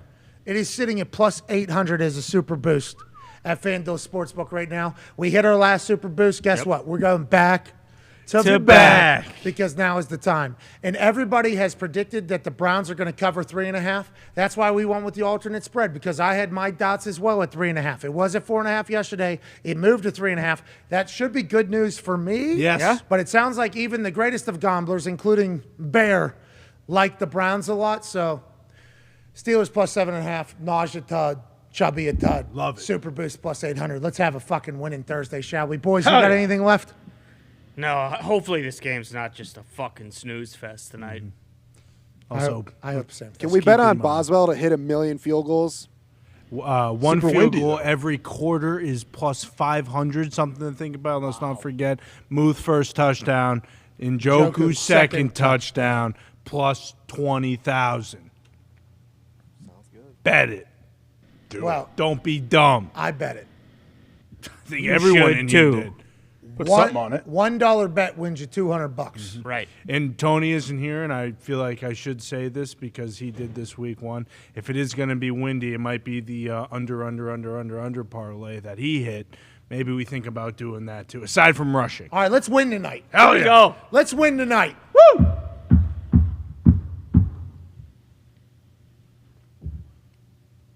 Oh, my God. It's not meant to be. That one was in. Just not meant to be. That means tonight we're definitely winning. Yep. Yeah, you're right. Exactly. Because we didn't get any bounces today. Got all the Miss Mojo out. Yeah, so tonight we'll get the bounces. Tonight things We're will due. go our way. We are due. AJ, thank you for your time. Von Miller, we appreciate the hell out of him. Chuck Pagano, absolutely electric with Coach P's Keys. Darius Butler, we appreciate you hanging out. Toxic Table, what a day by you. Everybody behind the glass, I appreciate the hell out of you. Use the hashtag. Actually, there's a merch contest coming from my Twitter account that Connor will be running. Hell yeah. Connor put the ideas together. Connor will be the one working it. Yep. Connor's the one that you need to play against in this thing. Bingo. It's coming in about an hour and a half. Wait for it. It should be good. We're also giving away, I think, some $2,500 to people to participate. Have got a lot of good bets in there. All you got to do is pontificate properly, and you could win. Shout out to FanDuel. Shout out to the Ursays for putting on the Kicking the Stigma event tomorrow. And shouts to all of you for watching. I'll be live in Knoxville tomorrow. AJ will be live in the Thunderdome. Should have a great feel-good Friday after we hit our Super Boost and our 20,000 to 1 bet. Hell yeah. Woo! 2,000 to 1. No, 200 to 1. Yeah. No, 200 to 1. 200 to 1. Yeah. Huge. Look at that. Love it. Could you imagine this hits, AJ? Steelers get the ball, go down. Muth catches a touchdown. Browns get the ball. Play Njoku touchdown first quarter. Windy, too. It's going to be hard to get the ball outside. Tight end's getting a lot of balls. Oh, yeah. Just leaking out. Just boop. Quick over. Big thanks to Bear for joining us for the quick bite. We will see you all tomorrow. Goodbye, good luck, and win every bet. Tone, congrats, buddy. We can't wait to see you again. Cheers.